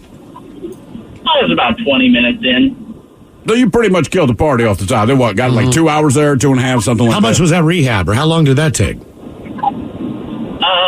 couple months later, I ended up having full reconstructed surgery. That was the worst part. That took about 2 months to really get walking again. Still not back to 100%. And you said that's like 1.5 years ago? Yeah. All right, so you grew up with a trampoline in your backyard. Was it one of these new... My kids have a trampoline, but it has the nets. All the springs are covered, blah, blah, blah. Did you have one of those where it's... All the springs are exposed, there's no netting on the side. Basically, it's a death trap? Yeah, the old school ones. Okay. Yeah, I mean, that's... A buddy of mine... Actually, you know what? He was not a buddy of anyone's. But he had a trampoline. Right, so you would cozy up to him when the summer showed up so you could play on his trampoline. Parents never questioned it. They were happy you left the house. They knew you were on the trampoline. But inevitably, every summer, at least 2 kids either broke their leg or pulled something pretty bad. Oh, yeah. Or went off sideways and like crashed into the fence. I was reading a story. There was a pretty popular adult film star, and she was either in Vegas or someplace where they put up a temporary foam pit for some exhibition. All right. She'd like a jump off of the side into the foam pit, but the foam was only like 2 feet deep. Oh, Jesus. All right. And she either broke her neck or broke her back or whatever the deal was. So she's changed her profession, but she's still not 100%. And she was an adult film star that was popular enough to do that. She was there for that. Right, they're in Vegas. They brought her in for this. Like, she was one of the features. What does she do now? She's not doing that anymore because, I think she's still functional. When's the last time you were on a trampoline? I don't do trampolines. When was the last time you were on one? Probably 30 years ago. All right. Really? That'd have been about the same for me. But we got the one for the kids. Kids are all excited, which I get. They use it pretty much every day in the summer, but they were like, hey, Dad, get on. I'm like, you know what? It's got the netting. You're not going to hit spring. Right. Like, cool. To be honest with you, man, I jump up just the way my metabolism felt. I'm like, I'm good. Mm-hmm. You guys have as much fun. I no fear of hurting myself. I'm just like, oh, God, I kind of feel nauseous. Yeah. Who got hurt doing what? 206-803-ROCK. Hello, Chrissy. Welcome to the men's room. Hola, bitches. Blackjack and hookers. Hola. How are you guys doing today? We're doing great. How are you? A little bit hungover, but killing it with some hair of the dog. Okay. All right. What is the hair of the dog? What breed of dog bit you last night? Oh, last night, Fireball and hard seltzers. Okay. That sounds about right for 4th of July. I was going to say, that's about on point. And $1,000 worth of fireworks. All right. Well, you're still here. Yeah, I'm still here, and I still have all my fingers, so. There you can't go. think about that. So how'd you hurt yourself? Well, it actually wasn't me. I'm calling on behalf of my almost husband. His name's Harrison. He, a couple of years ago, we worked, right down the street from our house. We used to come home on lunch and, eat and do a little brown chicken, brown cow, whatever, for a half-hour lunch break. And we had some leftover spaghetti one time, and literally for reasons unknown, he heated up some leftover spaghetti, and I was kind of teasing him, so he had like a halfway chub and decided to half get husky. in a bowl of hot spaghetti and then screamed out in excruciating pain. I'm sorry, you said he put his penis in the hot spaghetti sauce? Yes, as a joke. We have a very unconventional sense of humor. No, I understand he was not doing it, for his grandmother's secret recipe. What I'm saying is, he knew it was hot and put his penis in it anyway. Yes. It felt good, kind of. Come on. What do you call that, bolognese? Yeah. Bolognese. Bolognese. No. You don't have to add salt to this one. Was you're about to get married. He's not going to use it again. Was the burn severe enough to have to go to the hospital? No, it was not. It was severe enough that he was he was taking care of his junk very carefully for the rest of the day. Ted, you don't have a facility joke? No. That's awfully facility. I know. Honestly, I can't imagine putting my junk in the hot spaghetti sauce. I know, look, man, that's just. I don't know why. Maybe the mashed potatoes. What are you doing? You sure it's a man you want to marry? I mean, look, I'm not above dropping my junk in someone's sauce because let's face it, that's funny if you don't tell them, but not when it's hot. Not as when it's hot. That's why you do stuff like pudding. pudding. Humor is my brand of humor, so it's fine. Okay. All right. He's willing to burn his penis for you. Jesus Christ. I don't know that I put my junk in many foods. I can't think of foods I would not put it in. Just off the top, right? So, I don't know, it's a game show and they line up a bunch of foods. If it's hot, no. But if they said, look, we're going to make this pizza, put your junk in their dough. Like, on it, man. In the dough? No. You wouldn't put your penis in the dough? I'll put it in like pudding or something. I mean, pudding's easy. Pudding. Yeah, Jello's easy. Oh, but you could wrap the dough around it, make like a real corn dog. That's what I mean. Then unwrap. How long do you put it in? How long do you put it in the deep fryer then? Ooh. Oh man. How much do we have to pay? We're gonna wrap it. You thick don't in dough. want to mess with that. That's the last. I'd rather put my finger in there covered in. Oh yeah, for sure. Corn dog, whatever batter. I know what I'm doing when I get home tonight. You making pizza? Nah, but put it in some chicken salad. Who got hurt doing what? 206-803-ROCK. If you've been waiting on buying a new grill, the Labor Day sale at Judd & Black is your best chance to make it happen. The Weber and Traeger grill you've been eyeing, chances are we have it. The best part? Our limited time, 0% financing options makes locking down your grill easier on your wallet. You've waited long enough. Get your grill during the Labor Day sale, extended only through September 13th. Judd & Black, your hometown appliance and barbecue store. Online at juddblack.com. 99.9 KISW. The Men's Room returns with Miles and Thrill. Men's Room World Tour stop number 3 happens Friday, 2 to 6 Elysian Fields. Hell yeah. Festivities kicking off for the weekend. Join us at Elysian as we do our show live from 2 till 6. Doors open at 12. It's absolutely free if you're 21 or older. We'll have the sausage for you. We'll have the Men's Room Original Ale from Elysian Brewing. Our delicious Men's Room Roasted Red Salts from San Juan Salts Company. And a little party going on Friday afternoon. Hopefully you can make it for the World Tour stop number 3 at Elysian. You were asking me earlier, do you think we'll broadcast inside or outside? No idea. We've done both in the past, right? Indoors and outdoors. And while the weather is great, my concern is just, a lot of people be there with the kids. And I don't care. It's not that. But you have a lot of kids from out of town. And somehow, you know what I mean? That becomes different. Nah. So you put your penis in the bolognese sauce, just one of those things. Maybe they'll learn. That would be kind of awkward, especially, right, because there could be people that have no idea what our show is. Right, I'm visiting here from Kansas City, right? And All-Star game's going on. I brought my kid down. Oh, this is cool. There's a guy. Hey, buddy, there's a radio show. Because as a kid, even as an adult, if I saw that going on, I would absolutely drift over. Hey, man, what's going on? What are these guys doing? It's like they're talking about penises and bolognese sauce. And here's little Timmy from Kansas City. Daddy, what's bolognese sauce? And why would I put my pee-pee there? What's the one doing to the chicken salad? Yeah. What does she do with pigs? How does she make money with pigs? It's not going to be as worrisome as walking downtown. Our question, who got hurt doing 1-206-803-ROCK? Hello, Justin. Welcome to the men's room. Hola, bitches. Hola. How you guys doing on this weird middle of the week day off, not day off? It's not that it's a weird day. I just keep thinking it's a Monday. There you go. Well, I cut my arm open with a pressure washer nozzle. That's a weird way to take a shower. What was the scenario? So I was using a gas power washer, using the white tip, which is a really wide angle. I was stretching my hand out, trying to rinse my hand off, and the wand slipped down my arm and sliced open about 1.5 inches cut, and then I had to get 5 stitches. Damn. I knew they're powerful, but I didn't know that they could, I guess that close range, it's... How bad did that hurt? It hurt at first, and then it kind of stopped hurting. Like, it didn't really hurt too bad. It was kind of not a big deal. And my wife saw it, and, it was so deep that you could see the white, fatty cells and stuff, and she was like, yeah, you need to go to the walk-in. So I'm curious, when you get to the hospital, do they clean out a wound that essentially was open with water? Yes. That's a good question. Yeah, they did all their stuff. They actually came out while I was still standing at the check-in station, and they were like, this looks like it could be really serious. We might send it to the ER, but they were able to handle it in-house. But, yeah, they numbed it up. They stuck it with a bunch of needles and cleaned it out. Were you power washing for work, or were you at home?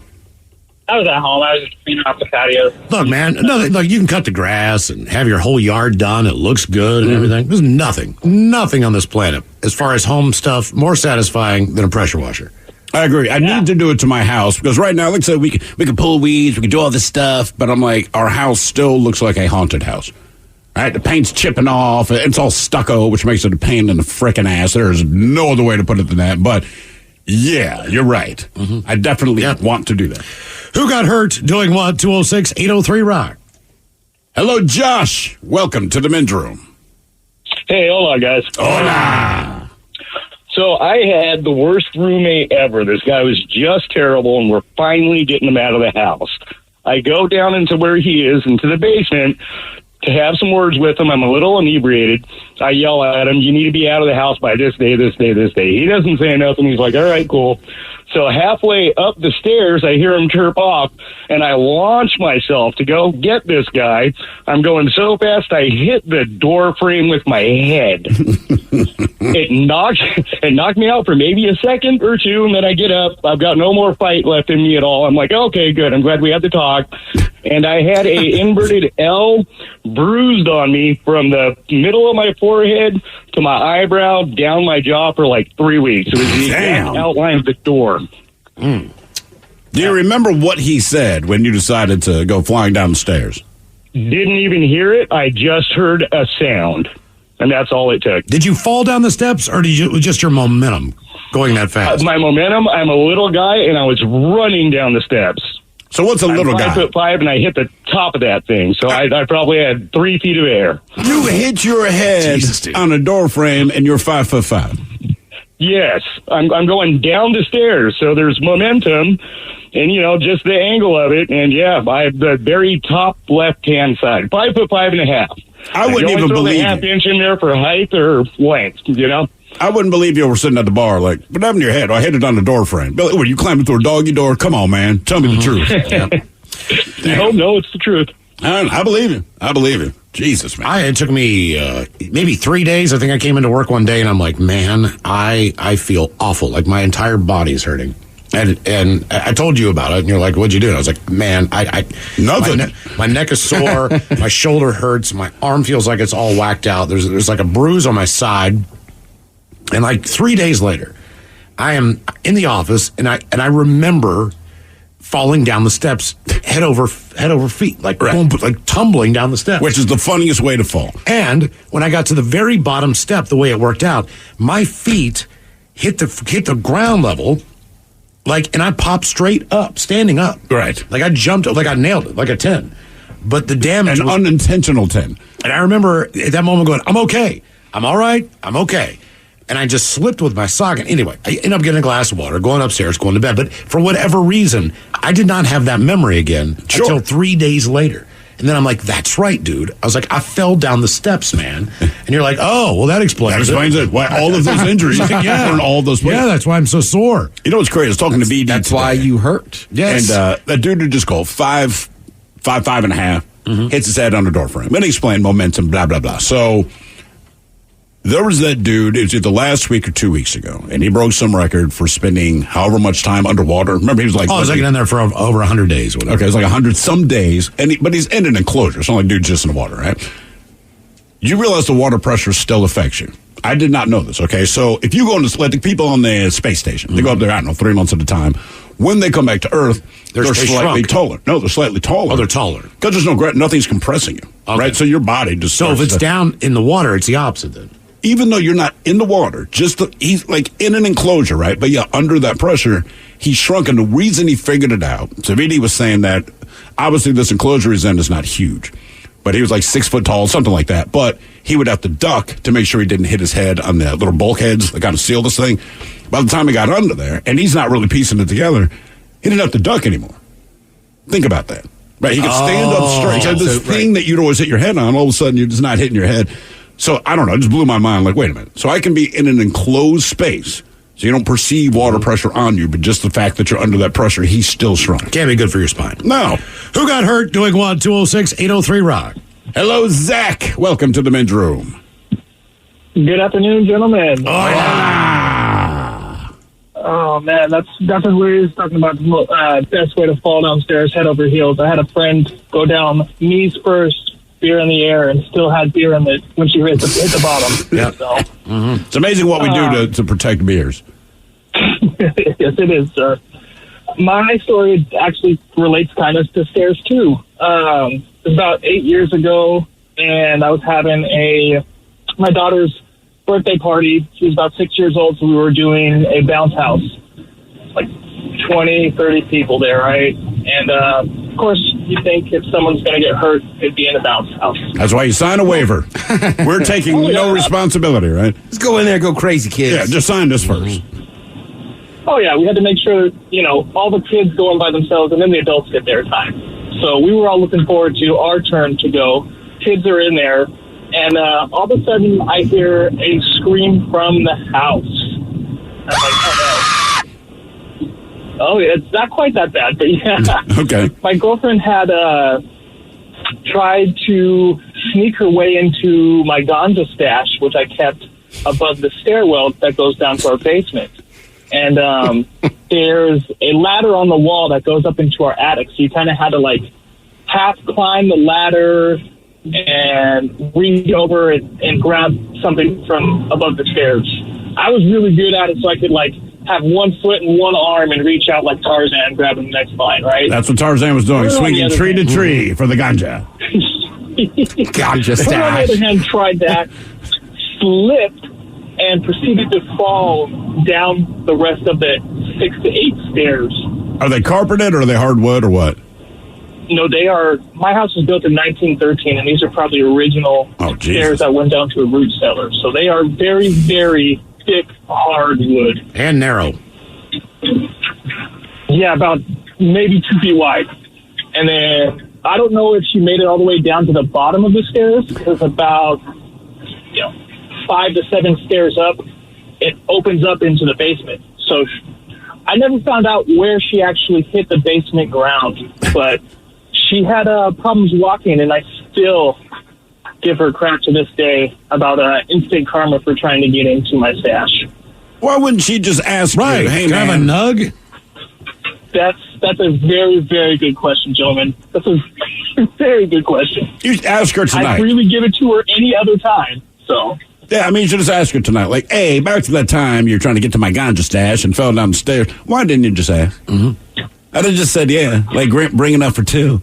It's not a big thing. I'm not having steps when I reach a certain age, man. I'm going to figure that out real quick because it's not like, could I do them? Could I navigate them? Yes. 99% of the time, I'd be fine being in good enough shape to walk up and down them. But 1%. The 1% where I slip is the 1%. And then your bones are like styrofoam, right? It's really gonna mess me up. Yeah. So I know I've done it before as someone who can walk under their own power. Sure. So if I have any problems like that whatsoever, I can just see like this vertigo or my leg gives out. Would you get one of those seat things like in Gremlins? Where they killed that lady on the electric chair. Well, I mean, ideally, I'd like to live in a place that's a ground floor unit so I can avoid that and go down the steps as infrequently as possible, even if I had a basement or whatever. Like, not like I'm living down there all the time. But my parents I'm worried the hell about that. Parents' very close friend died last year. Whenever I went to the funeral, I think it was last year. But she was getting up there in age. But she kept the house that she had with her husband, blah, blah, blah. The kids grew up there, et cetera. It's in Manassas, Virginia. So it's a pretty big-ass house. But they had this wonderful stairway, but that's where her bedroom was at the top of the stairs.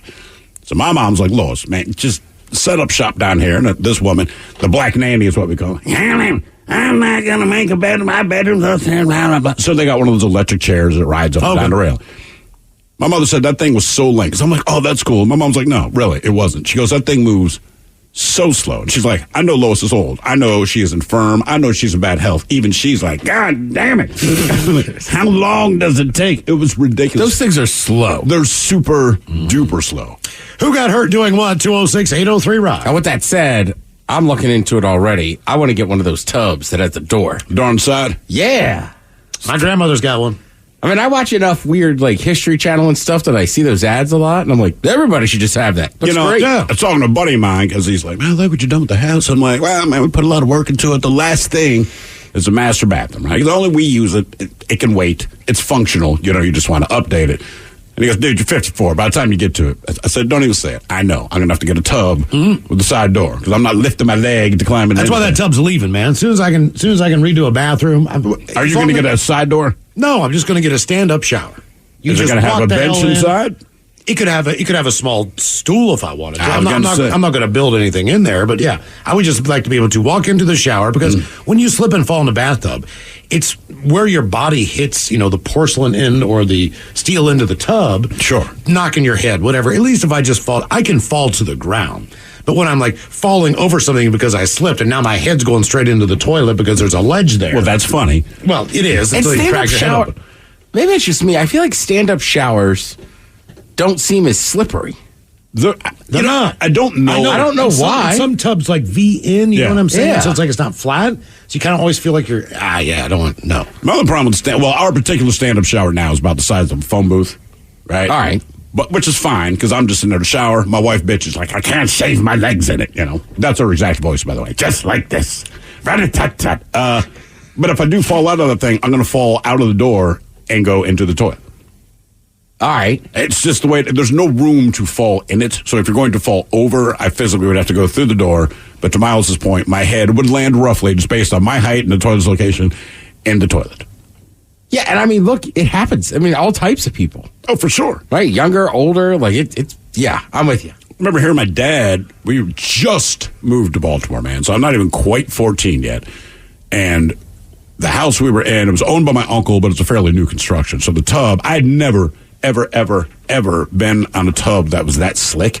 Because everybody else we bought, obviously someone that lived in it, or back in the 70s in those big rubber, flowery looking flower things that laughing. I never get right. God damn it, did. I never gave it much thought because it was never an issue, right? So we're in the house for like 3 days. My dad gets up for work. The bathroom's on the other side of the wall from my bedroom, and you hear that telltale sign of feet trying to cast their balance on something slippery. We all knew it was slippery.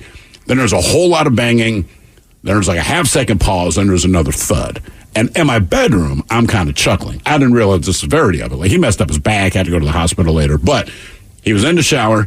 It was slick as hell. And he slid, and like anything, he grabbed the shower curtain. Pulled that down. Went, the tub went up to his knees, maybe. So that clips him in the knees. Fell out of the bathtub, slid all the way across the floor. That was the moment of silence I heard. And then the additional thud was when he smashed his head on the bathroom door. I was like, God damn, man. Just based on the ledge size of the bathtub. That's where you get, once you start falling, man, if you can't spread your legs out if you need to catch yourself or whatever, man, that's going to catch you and just throw you out. By the way, there's someone here who says, Miles, shower chairs are the S. Yeah, well, you can wash your feet. I feel comfortable about washing my feet if I can sit down the bottom of my feet. We talk about it. It's the most dangerous part of my day, washing the bottom of my feet. For that, like, half second. Bear Grylls. It's so little soapy. That's why you like my tiny-ass shower. Like, even if you slip, it ain't going That's what I'm saying. You can't hurt yourself. But Burris and I, when we moved into a newer apartment, the last thing they had was like the model, but it was made handicapped accessible. All right. So he had a stand-up shower, but it had a chair that you could like pull down. Oh, nice. So I mean, like sometimes I just go over there and sit in the chair for a while and chill out. Were you taking a shower? Yeah. Oh, okay. I thought but you I'm saying like it wasn't like active. Like you just got to sit there, let the hot water hit you, just kind of recover. I would say the day after July 4th. I don't know, like a day like today. That would have been handy this morning. Can I just sit down, maybe, as the water runs over my pathetic self? Who got hurt doing what? 206-803-ROCK. Hello, Kim. Welcome to the men's room. Hello. Hola. So, I hurt myself this weekend camping. Ooh, fresh injury. I like it. Yeah. So, we had the fire pit where you normally have in your campground, and then my son's friend had his short charcoal grill. All right. Yeah, and I walked in between them, not paying attention, until I felt a sizzle on my calf, and then jumped away, and now I have this like nice long, it's going to be a scar on my calf for the rest of my life. Did that come from the grill, I guess? Yeah, it came from the grill. Now, have you been fairly scar-free in your life? No. Okay, so this is just adding to a list of scars. Like, there's a point in your life you're like, other than this childhood one, I don't really have scars. I'm sure in my adult life I won't get any.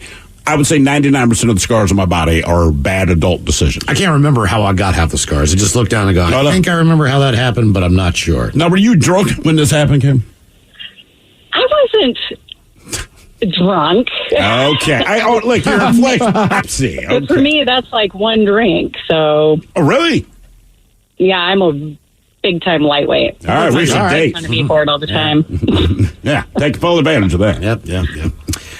One more call. One more. All right, One more. Doing what? 206-803-ROCK. Hello, Jared. Welcome to the men's room. Hola. Hola. All right. So a couple years ago, my dad and I were going to go ATV riding. And he's in his 60s, and he was loading up the ATVs and his motorcycle. And he decided, wouldn't do it by himself, even though I was home. And I was inside, and all of a sudden, he drives his motorcycle up onto the trailer, and I hear this ka-chunk, and then he just swears and just drops the F-bomb. And he had the choice of jumping off into the yard or into the cul-de-sac. And when he was in his 20s, he used to do judo. Okay. And, he decided, well, I'm not going to take the soft route and go into the yard. I'm going to go onto the concrete and try to do a judo roll.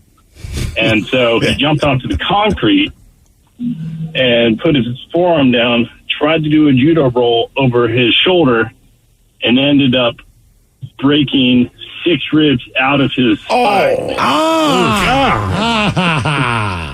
Guess the judo's worn off. No comedy movies for him.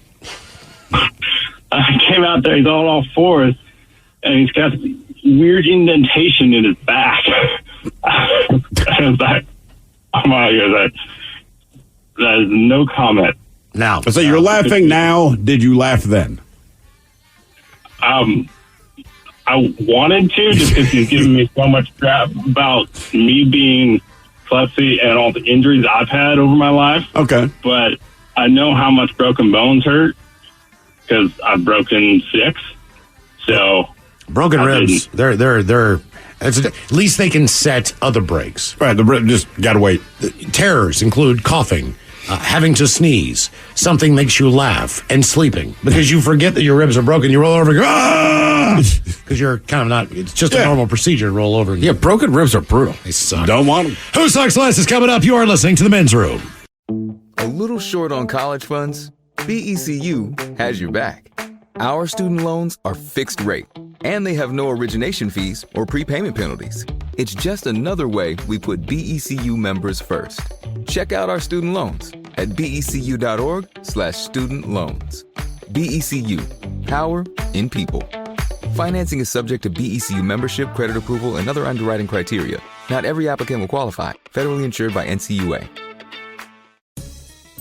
Have you been in an accident that wasn't your fault? Feeling overwhelmed and unsure what to do next? Look no further. The personal injury attorneys at Phillips Law Firm are here to help. Phillips Law Firm understands that accidents can turn your life upside down. That's why they're dedicated to fighting for the compensation you deserve and to making the process as stress-free as possible. Don't wait any longer. Call now, 1-800-JUSTICE, or visit justiceforyou.com. Innovation Refunds does not provide tax or legal advice. We work with an independent network of tax professionals and will share information with them to evaluate and process your claims. Terms and conditions apply. Ty is a paid spokesman. I'm Ty Burrell, actor and small business owner. You can trust Innovation Refunds with your small business's ERC claim because of their SOC 2 Type 1 security compliance. Without this, how can you be sure a company can protect your information? It's not like here on the radio, where all you need to be secure is a censor button. My password to my bank account is Ty's Cool Password 1. Uh-oh. Luckily, Innovation Refunds is more reliable. Go to innovationrefunds.com or call 1-843-REFUNDS to get started. What's up? It's your boy, the Ted Smith. Thanks for listening to the Men's Room Daily Podcast. Want more? Check out the greatest podcast in all the land, The Podcast. Be sure to subscribe and listen to a brand new episode every Tuesday night. The debauchery rolls on. You're listening to the Men's Room with Miles and Thrill. 99.9 KISW. Who Sucks Less on the way, but first time for a few emails from the men's room at KISW.com. You've got One from our question, who got hurt doing what? Old Bachola, speaking of lame sparklers, I used to make the sparkler bombs when I was in high school. I learned the hard way that the middle sparkler fuse needs to be bent over 90 degrees before lighting it so the sparks don't drop to the top of all the others and ignite it all instantly. So my friend got less than 3 feet away before it went off, and he got sandblasted from the sandbox that we placed it in. He was picking sand out of his skin for weeks.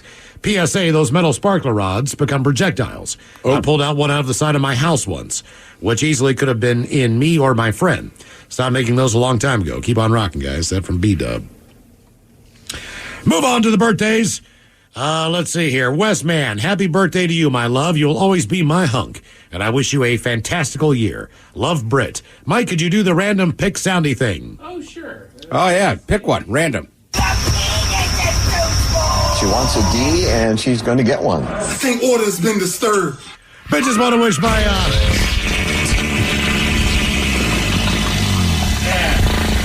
want to wish my husband Darren a very happy 34th birthday. Since he's very mature, could you play him a couple of your best fart sounds? Then maybe have Coach Ted tell him to stop doing terrible things to his fingers at work. Wear your damn gloves. That from the lovely Jeanette.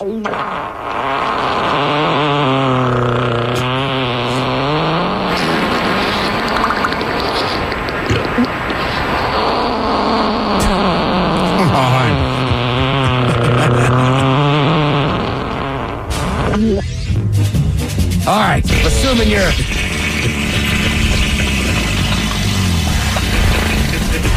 using some type of machinery, you need to wear those gloves. Why? Because you need all 10 fingers and your thumb there. Also, this isn't just for eating. It's what separates us from other animals, is the thumb. Also, it helps when you're pleasuring a lady.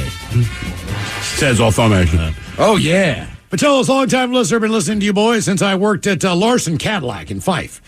And love every episode of yours. Currently living in the panhandle of Florida and Panama City and working for the Waste Management as a truck driver. Today's my buddy's 27th birthday. Got him listening to you guys. He loves y'all. Gonna have some turtle wax. Dirty Germans talking about packing trash in our trash truck. And Coach Ted talking about how to survive this horrible heat during the long summer days en route. Thanks, guys. Keep on rocking. That from Ryan.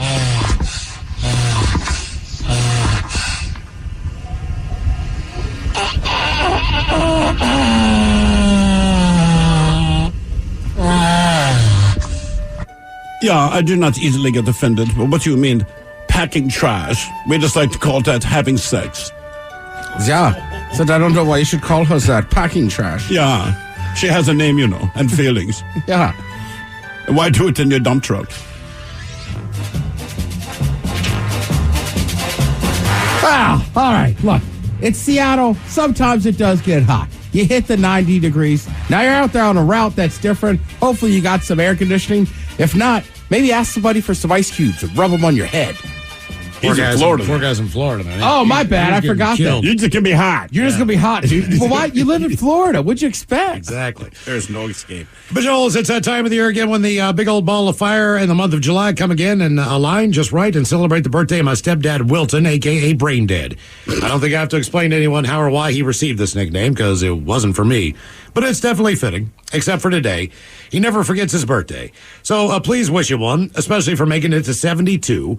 Huge bong rip would be great. Time to take off the leash and a suck-it-up cupcake. He's still single, ladies. And if you talk all over each other about what kind of work he should look for besides part-time, that'd be awesome. And make his day complete. Rock on, bitches, and keep on rocking. That from Carrie.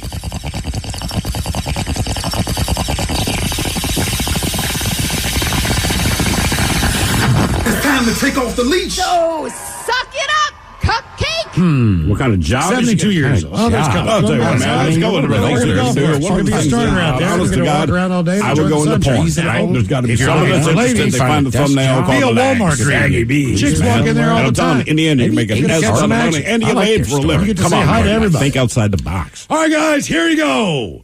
Happy, happy, happy birthday. Happy, happy, happy birthday. Happy, happy, happy birthday to you, to you, to you. Ya's a Dirty German is brought to you by Men's Room Original Sausage. Available through Uli's World Famous Sausage, mensroomlive.com, and other fine retailers. Schweinefleisch. Thank you, Bob. A couple extra emails here. What does it say? It says embarrassing moments. Ola Naked Ladies, as mentioned before, I was a quartermaster, ship navigation in the Navy. My first ship was the USS Midway. I've been on that a handful of times. Not in operation. The captain had a Marine guard that I got to know from all his time up on the bridge with us, and he was always cool with us up until that point. But we had to be cool when he was with his Marine buddies. During our second port of call in Pattaya Beach, Thailand, spring of 1989, sitting in a bar with a few friends one afternoon, after a few beers, we saw the captain's guard walk in with some fellow Marines. He gave us the quick head nod as they were walking by to go to the other side of the bar. A while later, one of the guard's buddies had a bar girl sitting on his lap, and he was looking very pleased with himself. But there was something off about this girl. After looking for a bit, I turned to my buddy Dave and pointed her out to him, and he promptly mentioned her large Adam's apple and says, Benny Girl, which is the Thai nickname for a transvestite. We then discreetly called the captain's guard over and let him know he might want to have his buddy do a package check. He goes over and whispers in his buddy's ear, and the buddy gets a shocked look on his face. The buddy put his hands up the girl's skirt, jumps up and yells, "Oh my, what the," and stomps out of the bar. Fortunately, we were able to wait until all the Marines had left the bar before my buddies and I started laughing our asses off. Cheers, guys. That from Sailor Jeff. And one more as far as being embarrassed. Gentlemen, when I was a teen, I used to go to summer camp where the focus was riding trail bikes every day. I'd gone to this same camp for several years, so I thought it was badass and let everyone know it. So when it came time for our ride for the day, I volunteered to be in the front to set the pace. Everything went fine until I got to the top of a very steep hill. I did not downshift fast enough, stalled out, and started rolling backward before I could control my slide. It was like dominoes. I brought the entire group down. About 20 other teens. Bikes were sliding. People were dumping. Some got hurt by falling people in bikes. Bikes damaged, shouting, cursing, the whole thing. Everyone was just staring daggers at me, including the instructor. This happened on the second day of a 2-week camp. Needless to say that everyone's confidence on my riding competence was gone. I was stuck at the back of the line for the rest of the time there. I was the butt of every joke and treated like crap for the next 2 weeks. It was brutal. Arrogance is a harsh mistress. That from Terry. Now, the men's room wants to know who sucks less? Yay! Time for Who Sucks Less. Stephen Thrill, you bring us 3 stories from the news each and every week. They all suck, but it's up to us to determine out of the 3 stories which one sucks the least. Now, if you happen to follow KISW on Twitter, the debate is already underway on Who Sucks Less. Yes, indeed. And as we said at the top of the show, we're calling this edition the Parents Edition. And look, man, I'm a parent. Miles, you're a parent. We all parent our own ways. But in the end, you hope your kid does well. That is the overall goal. But we have our own way of doing it. Some better than others. But let us start with Jeanette McCurdy. Do you recognize that name? No. Of course you don't. You know why? Because she rose to fame as the star of that show, iCarly. Obviously, not for us, not for our age group, but she did iCarly. Right. She walked away from that. She's now a director. She's a writer. She had a brief music career, so people know who she is. But she recently appeared on an episode of Jada Pinkett's Facebook watch show called Red Table Talk. And she read a truly insane email from her late mother, okay? Her mother has since passed on. But in the letter, Jeanette's mom, Debbie, rants about how disappointed she is in Jeanette, calling her, and I quote, this is from mom to daughter. Keep in mind, her daughter at this time is a star of iCarly, right? Top of the world. A slut, a floozy, and all used up.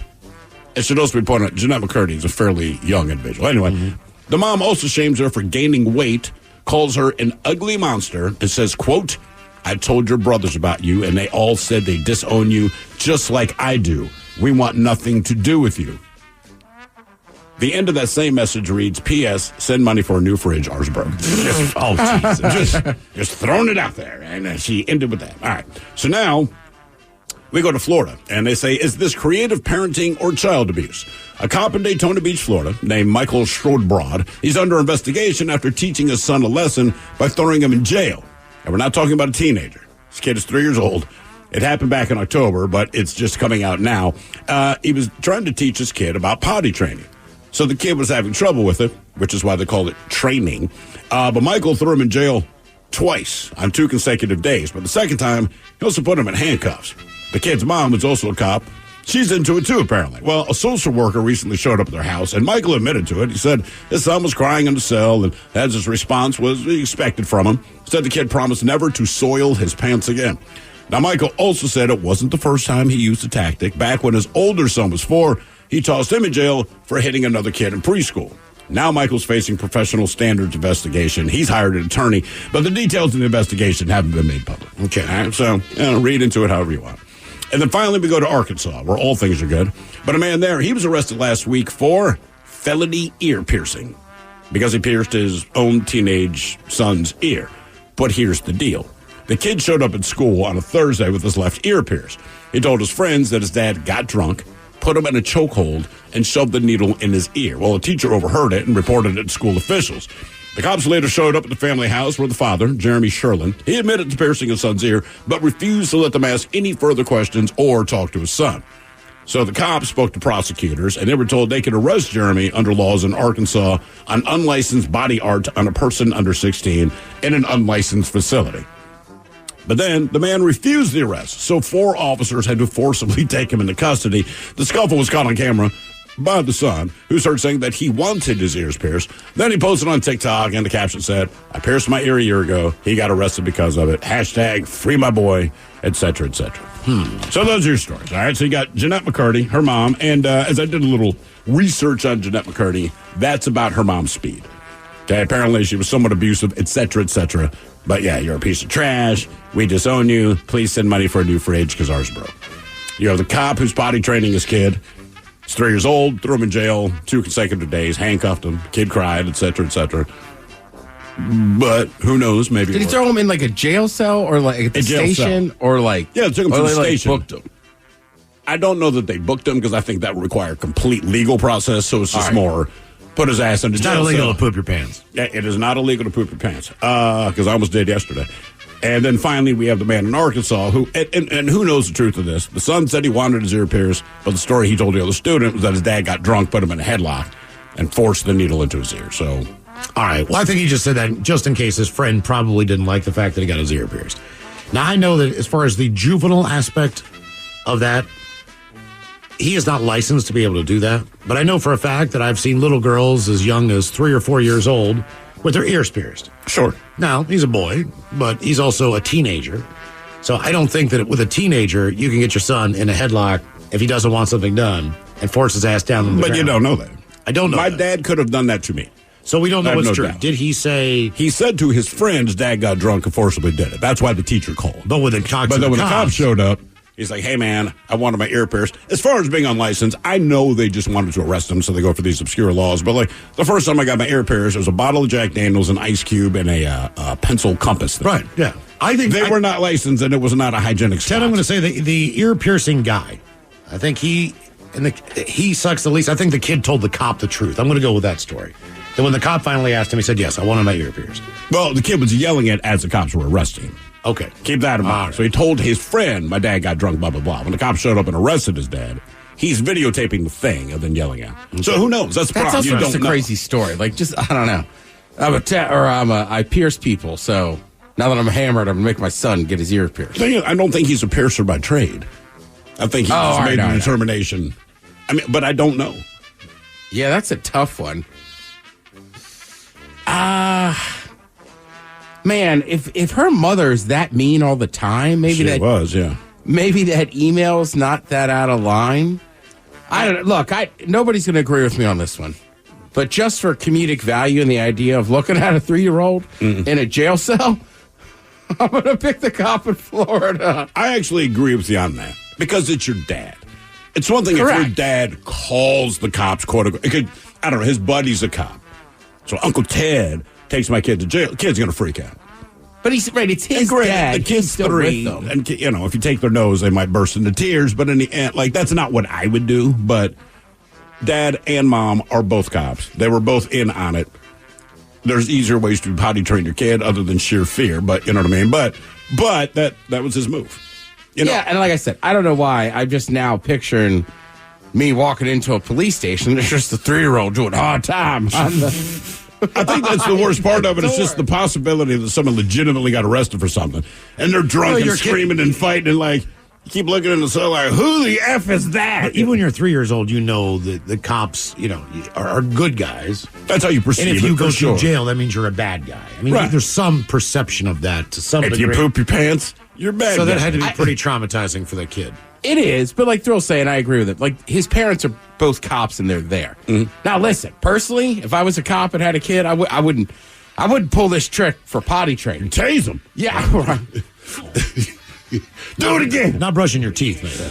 I'm just thinking, I'm waiting until they're a teenager and they royally are going to do something stupid or something in high school. And me and your mom are going away for the weekend. Right, then we're taking you downtown. Force my hand, son. I don't have to go to the bathroom. Before we get in that car, you're going to go pee. Right. We still do it. You're going to squeeze out 3 drops. I don't care. Right. Do it now. Whatever you got in you, get it out. Then you got to do it with your parents. I got to do it with my mom. I do it now. She's almost 80. So, if I'm around her, I'm just pee before we leave. Please. And yes, bring a jacket. You're going to be cold. I know it's 100 degrees. Especially when you go to the restaurant. Yes. It's so cold. Right, because they have the air conditioning on because it's hot outside. Why is it so cold? It's cold and it's loud. Why is it so cold? I know. I can't even hear you. Debate continues on Who Sucks Less if you follow KISW on Twitter. Shot of the Day's coming up. You are listening to The Men's Room. If you've been waiting on buying a new grill, the Labor Day sale at Judd & Black is your best chance to make it happen. The Weber and Traeger grill you've been eyeing, chances are we have it. The best part? Our limited time, 0% financing options makes locking down your grill easier on your wallet. You've waited long enough. Get your grill during the Labor Day sale, extended only through September 13th. Judd & Black, your hometown appliance and barbecue store. Online at juddblack.com. 99.9 KISW. The shenanigans continue. This is the Men's Room with Miles and Thrill. Coming up in minutes, we'll drink a toast with the shot of the day. And we do have your headlines on the way at 5:50. But first, quick check out with Mike Hart and some of the stories and headlines he is not working on. All right. There's a man in Florida that broke a world record for living in an underwater habitat for 100 days, and you'll never believe this, Mr. Hill. Due to the pressure, he's a half inch shorter than he was when he went in. Did not know you had that in headline.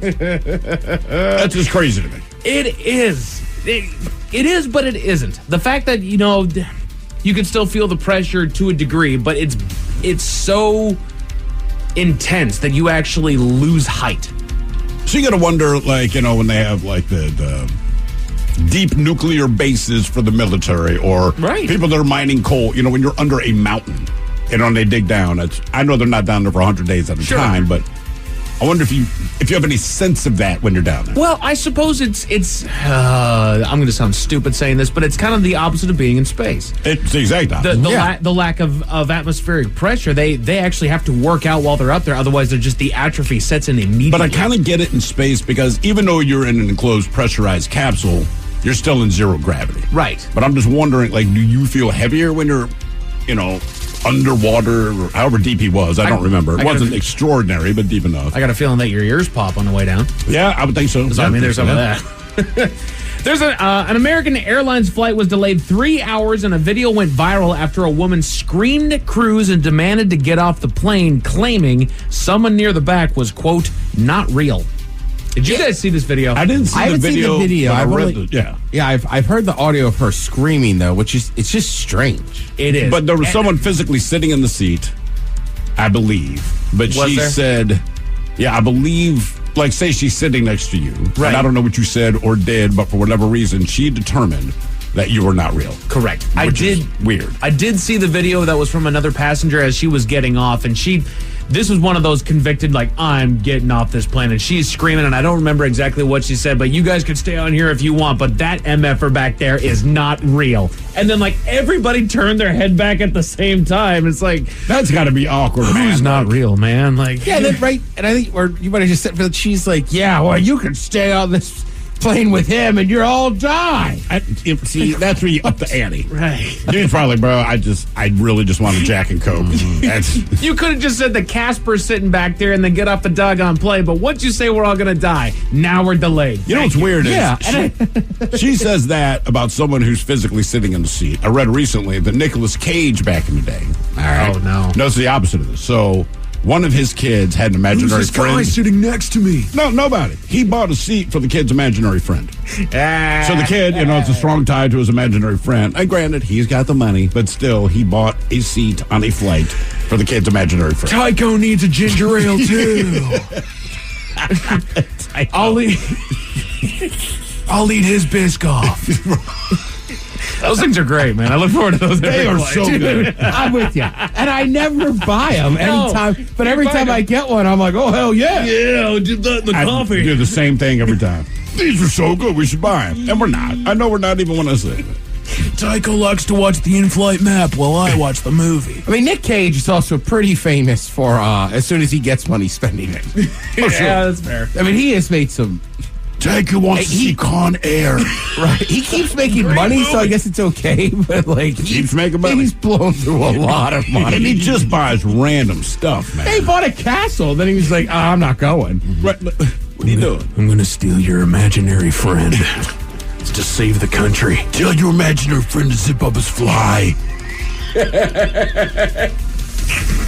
Why does he end up wearing pants? Why does he have to get up every 5 minutes to use the bathroom? He's in the middle seat. It's even kids like that. It's stop. Does he just want to trade spots? Damn it. I upgraded him to first class, so he'd leave us alone. Okay, Mr. Cage, sure. Just an empty seat for his clip. Give me his cookie. I paid for the seat. There's a charity called Clean the World that recycles used bars of soap from hotels and gives them to countries with hygiene issues. All right. Do they pluck the hairs off of it? They do. They do disinfect the bars of soap before they send them out there. Which, to be honest, pretty good. Right. Once you get past the fact that, somebody's bees might have been on this thing, but it's soap. Like, it's soap, man. Whatever. It's clean. Ta-da. I mean, it's the truth. I was in a hotel this weekend. And like it's not like the bar of soap got used in 2 days. Right. Of course. And let's be fair. If they just slipped it into a package, it never had any words or sharp edges or on the, fine edges or anything like that, and no hair, you would never know that somebody didn't use it. No hair. Hair's the thing. I can know that the dirtiest person I know just washed themselves with it. I'm sure. Fine. If the cleanest person I know has a hair stuck to it, I'm like, I'm out. That's fair. I don't know that stray hairs ruin anything. If you come over to my house and use my bar of soap, you're going to run that bar of soap under the water for a little while, make sure that we get all of me off there before you rub yourself down I pulled there, my right? own hair off of the bar of soap this morning. And it's gross. Like, I'm watching, I was like, it's my hair. And I'm still like, you can't be there, man. Oh, our urinal there's a pubic my farm. God. Does it? It oh, is. my God. You don't know. It's like a chia pet. Walk in there like, hey, what is going on with you? What's happening? BD. Canada broke the record. Look, I can't say anything. I'm a hairy beast. There's always hair on my suit. So I switched to liquid. There you go. See? Yeah. Canada broke the record for largest gathering of people dressed as dinosaurs. The previous record... They should be very proud. They should. Because the previous record was 253 people. This one, 1,163. They blew it out of the water. But all there's so many countries going for that record, too. Oh, they will now. Man. Yeah. They were. But you know what? Dressing like a dinosaur is something that we've all done. And in fact, there's a lot of things that we as men do that we don't talk about enough.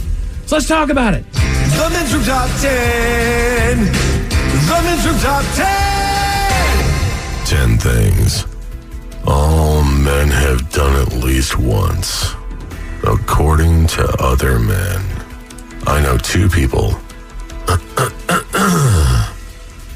who may have worn diapers on purpose. But here's one I'm sure we all do. Adjust our junk.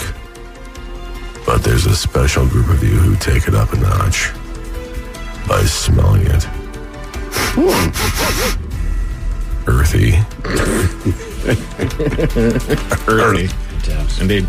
10 things all men have done at least once, according to other men. This was just basically a prompt that they put out there, and they had a handful of responses. This one says pondering beard length. Knowing whether to stick or twist with facial follicles is a difficult decision. One privilege of XY chromosomes is being able to sculpt your beard. Quote, growing up, we always poked fun of my dad for the bad Riker beard that he had in the old photos. Then like clockwork, the instant I turned 25, I was struck by the urge to grow my beard, and what do you know? Mine looks exactly the same. Yeah. Love a beard. Let's see, fantasizing about a school teacher. Yeah, right. Hell yeah, Miss Rich, 3rd grade. Yes, yes. If you're out there, I'm sure you look different. It doesn't matter. You're the same in my head. That's right. There was a couple Miss Carl. Attaboy. What grade-ish? I just had her for homeroom, but she taught right on. Spanish in high school. All right. She was very attractive. Hola. Miles, do you have that teacher? Few of them. Yeah, same. Yeah, I mean, I had one that I had like all day in elementary school. Mm-hmm. Same. Had one in middle school that was all day. Had one in high school. Junior high, couple. Yep. Yeah. Like when I got to grade school, all my teachers were like old because they had been there forever. Sure. And you know what I mean? Like some of them, it's like, right, they taught my brother, they taught me, but then, yeah, when we got to high school, there was, first of all, it's all guys, but there was limited number of female teachers. Which helps. Yeah. Who was your least favorite teacher? Talking to you, Miss Buckowitz, 5th grade. Yeah, Mrs. Adams. Mrs. Adams. Mrs. O'Neill. Great school. You're going to make jokes Not your high entire school. life. I'm like O'Neill. I can't say mine because I'm still close to home. That's Mike. But you can say it now. It's fine. You've done your time. You can say it. They just get to learn something about themselves. I ain't going there. Miss Jones. Miss Smith. There was one that was notoriously just awful. Okay. She... and I can't say it because I've gotten texts from people like, you mean this teacher, right? It's like, yep. They're going to text you anyway, and they're probably going to get it right. Don't do it, Mike. Yeah, I know. Fight the urge. They know who they are. Yep, they do. Do they? Mike She was bad in a crowd. Okay, whenever she needed to move through a crowd, she had a better mode of transportation than the rest of us, and she was known for hitting some ankles. You just gave it away. And she did not care. You know what? There's a lot of teachers that have that. So you know what? And even then, that was rude behavior. You shouldn't have done that. You suck for that. You might be nice in other factions of your life. You suck for that. Do you think they are? I remember Miss Buckowitz. She's just not nice. She did not have. There's no chance she was nice. There's other teachers I have met in recent history where I told my wife straight up, like, this dumbass should not be a teacher. Yeah. That's all. The teacher I had in grade school that I didn't like, she was like 5th grade. Mm-hmm. Then the next year she left. So I hadn't seen her in 2 years. I went to visit a high school, and the guy taking me around is like, this teacher sucks. And I walked in, I was like, you got to be kidding. No! Yeah. Damn. I didn't go to that high school. I will say, I don't know if she was that bad in all factions of her life, but I don't remember anybody that was like, she's my favorite teacher. Yeah. I will say that. Completely ignoring obvious mating signals. Again, these are the things that all men have done at least once, according to other men. Yeah. It's what we do. We're dumb. We have different signals that we give out than we receive. So therefore, we're not always going to wire it up. But look, there's 2 things. I feel like if someone is super attractive, you might have a hard time believing that they're hitting on you. Correct. Sure. But once I get past that, go. Okay. Go, baby. But if you don't find someone attractive, even if you are digging their chili, so to speak, you are picking up what they're putting down, you completely ignore it. And just like ladies do to us, you know what I mean? If they don't find you attractive or find you annoying, like, they know you're flirting with them. And I always took the safe route with it because I never wanted to be the guy that took every single show of affection as interest. No, sometimes people are just Mike, nice. she's giving you a mouth hug. I think she likes you. No, man, she just...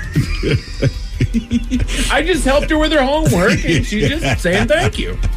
I would also say there's definitely been times where I've been very close and just blown it off to go get beers with buddies. Yep. You know what I mean? And then, like, you walk out of the bar and somebody's like, dude, that girl... I was like, oh, son of... Damn it. Let me go back in.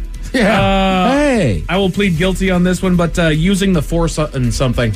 Using the force? Using the force. Maybe you're driving and you change a red light into a green light, or you move some cars out of the way. No, never done that. Maybe you use the force on the automatic door in the grocery store. Oh, yeah, just wave your hand. Yeah, absolutely. Right. Sure. It's fun. You ever sat there and stared at the remote that was just a little bit out of reach, and you just tried for a Let me second? just see. Like, come on. I got the midi-chlorians. Let's go, baby. What was cool is when it worked. I know. Once you figured out how to make that happen, bam. I need the force to get the remote that basically is the force. I've always wanted to, like, fly upstairs. Like, this is cumbersome. What would you do if you could do the force? I would definitely finger choke someone. Choke. I know. You don't need the force for that. I hate finger choke. Look, man, Darth Vader, right, because we got to sit through some boring-ass meetings, but if they don't know it's you and just put your fingers together, and so with macroeconomic headwinds, sorry, we have something to drink. Kill him, I just messed up the whole thing. I'm sorry, let's just end the meeting. I don't know what's wrong. I mean, maybe it's because it was just the 4th of July, but I would use it to make tops fall off at the beach. Oh, for sure. Oops. Need to even out that tan, ladies. But then I'd still do something silly, like make their boobs dance. Right, because everyone's going to glance. Now they're like, it's like Terry Crews, you know what I mean? What is she doing? Dude, and you know every other dude on that beach would be, thanks, man. Hey, you're the man. Which brother out here knows the force? That's the force out here. Pop, bam. Another beer out of the cooler. And some other people, their clothes would go on. Oh, God. Things all men have done at least once, according to other men. One guy simply writes, the nod. Men have an uncanny ability to communicate by simply nodding our head up or down to the side.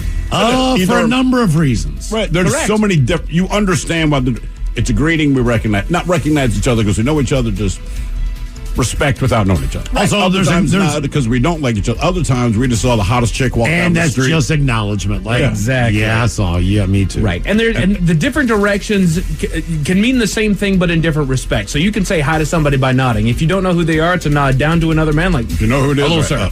Up. Yeah. So, Up man. is pride, man, right? I don't know the other guy at the bar. We're both Ravens fans. Right. We see our team score. We're not talking the other side of the bar. We will look at each other, and it's the chin up first. You bet. Because that's a suck it. And also, more to the earlier point, it is amazing at how accurate the nod in the direction of whatever needs to be looked at is. Brother, as a smoker, I'm going to tell you right now, just depending on the sights and sounds that we see out there, you'll get some dude you do not know walking down the street, and they just give you the nod. Somebody you want to use the force on? But that nod, yes, that trains the eye. It's the clock. It's like the military. They nod at 3 o'clock. They don't know you, but they want you to see. I did it last week to you when I was walking to the building. There was other story to say. I didn't say a word. I just looked over and smiled like, yeah. I know what you saw. Right? Because he was looking. I was like, I know he saw her walk away. Oh, man. One guy presumes most men have at some point checked if their powers have awakened, ranging from Hogwarts-type magic to, Dragon Ball Z stuff. While I enthusiastically listen, I must ask whether those powers fade with age. It's basically, same thing with using the Force. Like, I've never done. Look, Star Wars is my jam. Sure. So I'm sure there's Harry Potter, which say Dragon Ball Z, which I always, because I didn't know anything about Dragon Ball Z, so not see it like on the info thing. I thought it was just straight up Dragon Balls. I really did. I'm like, why is it called Dragon Balls? It's almost like, dude, it's Dragon Ball Z. I'm come on, okay. Damn it. Right. Seriously. That was a cool show. I liked that show when I was growing up. But the number one thing that all men have done at least once, according to other men, and I know all of y'all did it just yesterday, whenever you grab those tongs at the barbecue. Yeah. You got to click them first. I think I said that to somebody. I said, make sure you click them first. Got to make sure them tongues are tonguing. Yeah. It's such a versatile tool. Make sure they work. That's right. A woman in Indiana went into the sheriff's office for a job interview and ended up getting arrested. Why is that? Tell you all the whole story at 5:50. Thank you, sir. Headlines are coming up at 5:50. In the meantime, it's going to get tested on the line for Profile This at 206-803-ROCK. Want to make the most of your home equity, but don't know where to start? Talk to BECU about taking out a HELOC. With great rates and one-on-one guidance, you can feel confident getting a home equity line of credit, knowing BECU puts members' best interests first. Learn more at becu.org/HELOC. Insured by NCUA, Equal Housing Opportunity Lender, Boeing Employees Credit Union, NMLS ID 490518. Financing is subject to BECU membership, credit approval, and other underwriting criteria. Call 1-800-233-2328 for details about credit costs and terms. Dealing with an accident and injury claim can be overwhelming. Let Phillips Law Firm fight for you. We understand the pain and suffering, and we're here to guide you through. Call 1-800-JUSTICE today for a free case review, or visit justiceforyou.com and let Phillips Law Firm help you on the road to recovery. Innovation Refunds does not provide tax or legal advice. We work with an independent network of tax professionals and will share information with them to evaluate and process your claims. Terms and conditions apply. Ty is a paid spokesman. I'm Ty Burrell, actor and small business owner. You can trust Innovation Refunds with your small business's ERC claim because of their SOC 2 Type 1 security compliance. Without this, how can you be sure a company can protect your information? It's not like here on the radio, where all you need to be secure is a censor button. My password to my bank account is Ty's cool password 1. Uh-oh. Luckily, Innovation Refunds is more reliable. Go to innovationrefunds.com or call 1-843-REFUNDS to get started. Hey, it's Mike Hawk. Join me every Thursday at 1 p.m. exclusively on the Odyssey app as we go live with Odyssey. Join in on the action as we cover interesting facts, top 10 lists, and some fun new games. Follow the Men's Room page on the Odyssey app and join in all the fun Thursday afternoons at 1. Party made it to drinking time. Somebody out there deserves to be recognized. And the Men's Room knows just who it is. So to you, we say, bottoms up, sailor. You're the toast of our shot of the day. Drink time it is, and as usual, we head to the Drink Test Scan. Steve, throw a hill to find out who we're toasting. Yes, indeed. And today, we chose the Presbyterian Ladies' School of Croydon, Australia. Don't let that exciting name fool you. The Presbyterian Ladies' School of Croydon. Anyway, the $39,000 a year school recently completed both renovations and updates to its campus, which is a fine thing to do. But in addition to updating the existing suites, the school hired architecture firm NBRS to design a large garden for the outdoor thoroughfare. Okay, so they did all the buildings, but this particular architecture firm only did the landscaping. But they hired them to do that to kind of tie the whole thing together. And they were hired to design a new garden. That is exactly what they did. It's a very large garden. But thanks to aerial footage provided by a drone, it was revealed that the garden was, and I quote, the unmistakable shape of a penis and testicles. And when I say the unmistakable shape, I'm saying it is straight up a shaft in the berries. There's no question about this. You can't tell. It's like the Nazca lines in Peru. If you're a ground level walking through, you wouldn't know. But someone broke out the drone because they wanted to get pictures of the whole renovation, right? Like, hey, we're promoting this to the parents that are thinking about sending their kids here. Look what we've done. And the drone went up. They took that picture down. I mean, it is a straight up D&B's. There's no doubt about it. They have since called the architecture firm. They said they altered it, but all they said is that they added chairs. Oh, so now nice. It's so a penis and testicles with an audience. Nice. Yeah.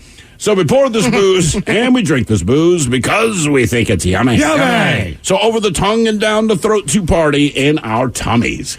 Down the hola bichola! The Men's Room presents Profile This. Hey, Stephen Throwhill, could you please tell everyone how Profile This is played? You bet your ass I can, Miles. It's a simple game where we share with you a real-life news story, something that happened right here on planet Earth. And as you listen to the story, based on the stereotypes you believe to be true of people and the decisions that people make, you'll ask you what it is you think makes the story a story. Hello, Chris. Welcome to the Men's Room. Hola! Hola! All right, enthusiastic Chris, you understand how this here game is played?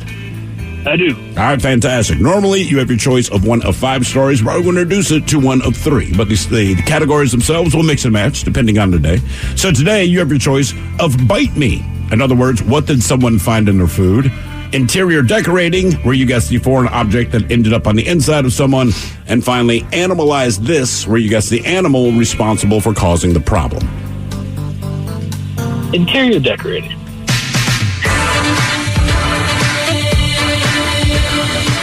All right, Chris, you sick bastard. Here is your story. We go back to February of this year, where a husband suffered a massive stroke and he was rushed to the North Shore Medical Center. He spent nearly 7 weeks on life support. His wife said, quote, "This is how I found him. Coming in the morning, sitting in his waist, the yellow stains from shoulder down. He's laying in urine." Now, she says she would find him sitting in his own waist, so she took her concerns to the hospital staff, but then she says he stopped having bowel movements altogether. Quote, "They found out he had an infection in his body. The doctor did not know why. He had to get a blood transfusion. He's also had to have an ice bath because he caught a fever of over 104 degrees. Now, she says the infection turned septic and literally turned his skin darker, hence his penis bigger. But that's when she transferred him to a different hospital where a nurse's aide made a shocking discovery. The nurse's aide, who was trying to relieve the husband's constipation, discovered something stuffed in the man's rectum. Quote, "We're looking at each other stunned because she touches it and it opens a little. She runs out of the room. She gets the nurse. The nurse calls her supervisor. It's like his room filled up with at least 20 to 30 people, and everyone was in shock. Within hours after the object being removed and he made a proper bowel movement, his color started getting back to normal. The swelling went down and his vitals became more stable." Well, a spokesperson for the Stewart Healthcare, which owns the hospital, said in a statement, in accordance with HIPAA regulations, we're unable to comment on any specifics. So while the husband and father is better, his long-term progress is unknown. He'll now be cared for at home. The family says all of this is hard to talk about, but they want to warn others. The question is, what did the original hospital staff stuff up the backside? Was it a sponge? Was it rolled up rags?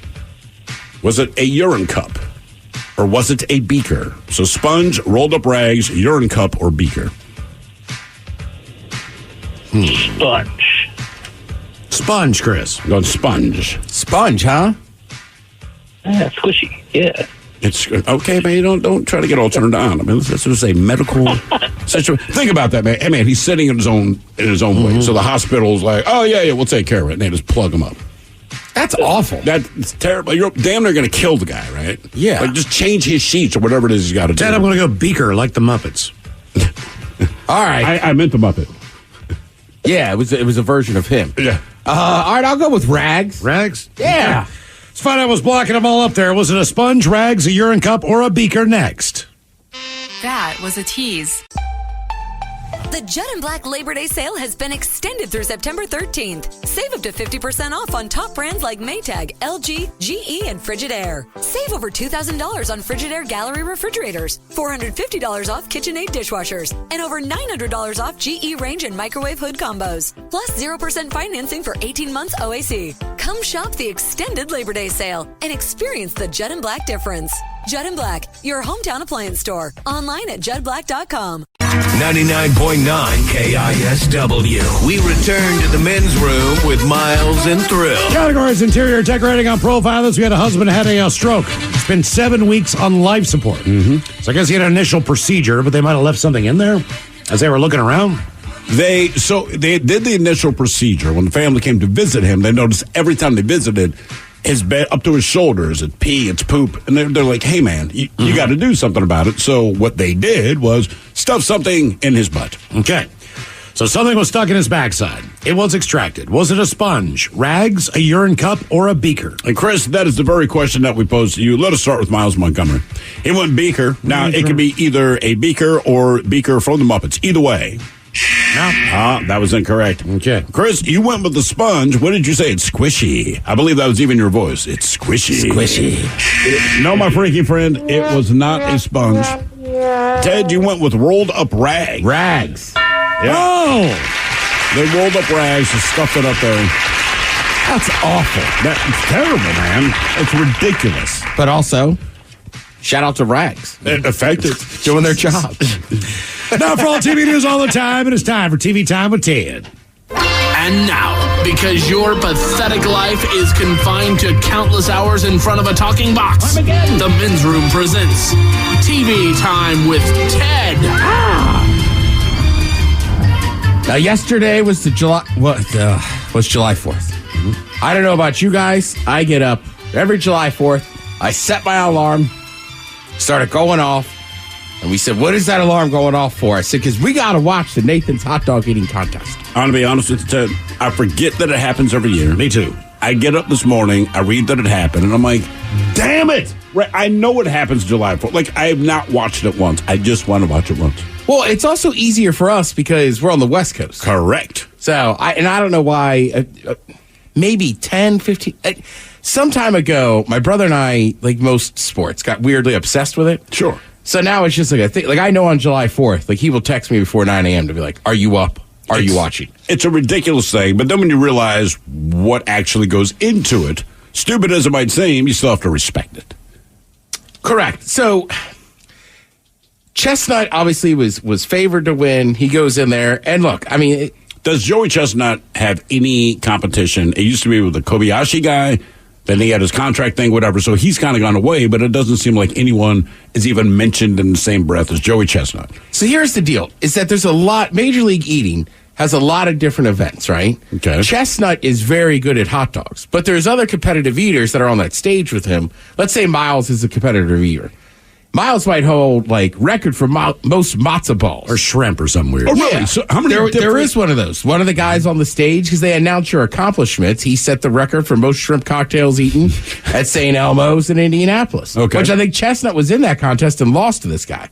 So there is different forms of eating certain foods and this and that. Okay. So he's not just the champ overall. He's not the linear champ. He is the hot dog. Is he still doing the thing where he eats the dog first and then dips the bun in water or vice versa? Correct. So he like puts the dogs in his mouth, rips those down, and then dips the rolls into water and kind of like makes a big mush. Right. And eats all of that.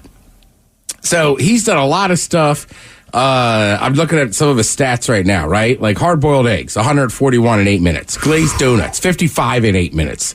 Pulled pork sandwiches, 45 in 10 minutes. Jesus, man. That's impressive. That's crazier than a hot dog. How about chicken wings just based on the technique? So you have a certain amount of time, but between 413 he did in chicken wings in 12 hours. A drummer you could just kind of pull. Sure. But then you have to go back and check the bones. That's their big thing is like you can do that, man, but when you check your bones, if there's meat hanging off of it, that's a non-starter.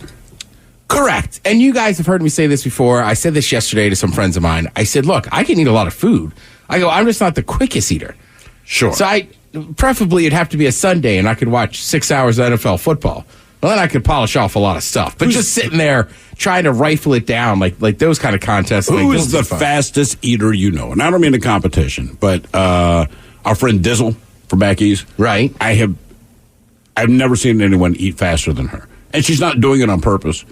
It's just how she eats. You can go to a restaurant. Your entrees show up at the same time. We have all gotten the same entree. She is still involved in conversation. It's not that she goes into a corner and starts talking. Mm-hmm. In 5 minutes, her food is done. Really? Man, I've never seen anything like it. We saw her in April when we hit Colorado Springs. We went to a steakhouse where, it is like a real nice steakhouse. Same freaking thing. And I went there with my antenna up because I know, and she doesn't know that she eats remarkably quickly. But we all get steaks. Right, probably 12 ounces, whatever. I'm telling you, man, 7 minutes of conversation, and she's contributing. Like she's dead silent, and I'm looking at her plate, and it's gone.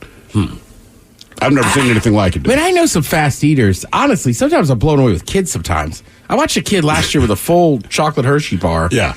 And I gave it to him, then his mom was like, don't let him have that whole thing. And it was too late.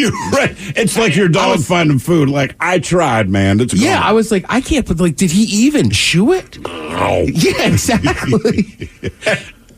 But Chestnut, it's the Nathan's famous hot dog eating contest. It was a 2-hour rain delay, which was killing me. It's crazy that they have a rain delay. And I do understand why. It just sounds funny when you say competitive eating. There's a rain delay.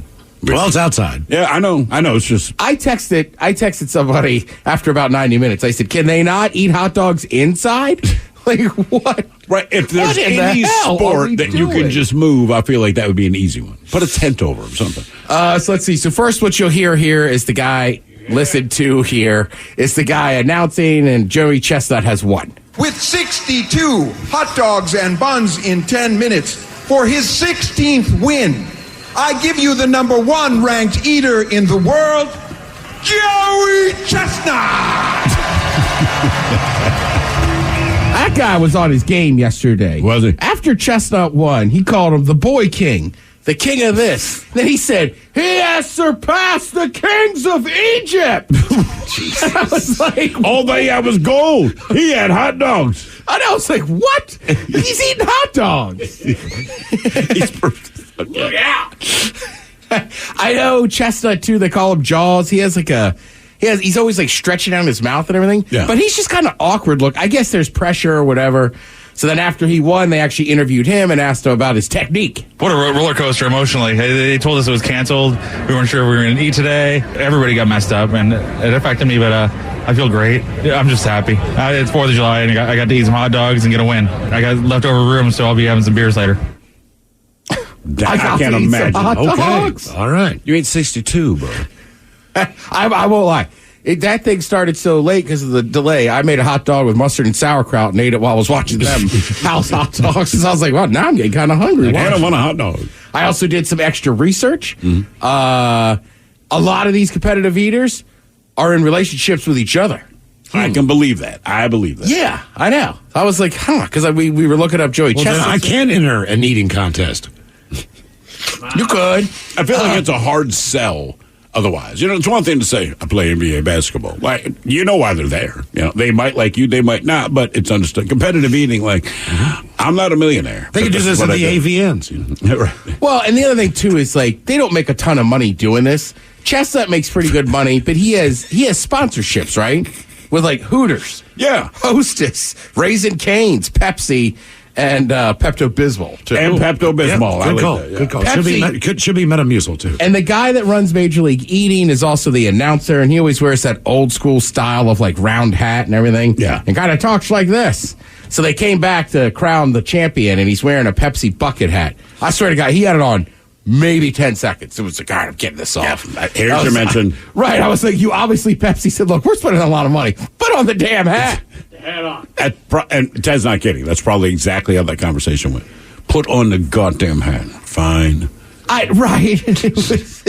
He looked pissed that he had to be in it, and then, it was like that. Miles, you will talk about some times around the holidays, the Christmas holidays. It's fun to watch local news because it's a different staff. Well, they don't have the full-timers on. It says the people trying to make their way through the industry. So I can't prove this, but that's what it felt like SportsCenter was. When this thing didn't happen, they didn't just like replay one from last year. It was just a 30-minute special on the ESPYs, which I don't really care. And then it was like, Two broke girls. It was awkward. And then they went to Buster Olney, and he was in his basement. And Thrill, you said the exact same thing we did. I was like, he's probably having a cookout. Yeah. There's probably drunk people upstairs. It's 4th of July, and you called him out of the blue. Hey, man, we need you. I'm like, cool, but I'm going to do it down here, man. There's bedlam going on upstairs. Yeah. They cut to a couple people. I was like, that's crazy. Fireworks were good. I saw the local coverage on that. That was awesome. Because that still counts as Seafair, right? Does it? I think it's like the month. So don't they call it the Seafair 4th of July fireworks? They might. Remember, Seafair isn't just the weekend. There's a lot of stuff. It's a lifestyle. Pirates and all this stuff. It is a lifestyle. It's a lifestyle. No, they were good, man. The kids were begging to go. I really did not feel like doing that because at that point, we've been out in the sun all day. I'm drinking a beer. Once my feet up, go on the coffee table, man, like I'm not trying to do anything.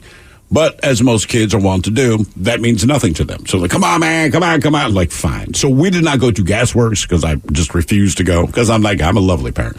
But we found a different vantage point where you can see them. And it's not a secret. Like 2,000 other people were there. And they were great. I'm glad we went. They were super happy. I'm like, this is cool. All right, this is good, man.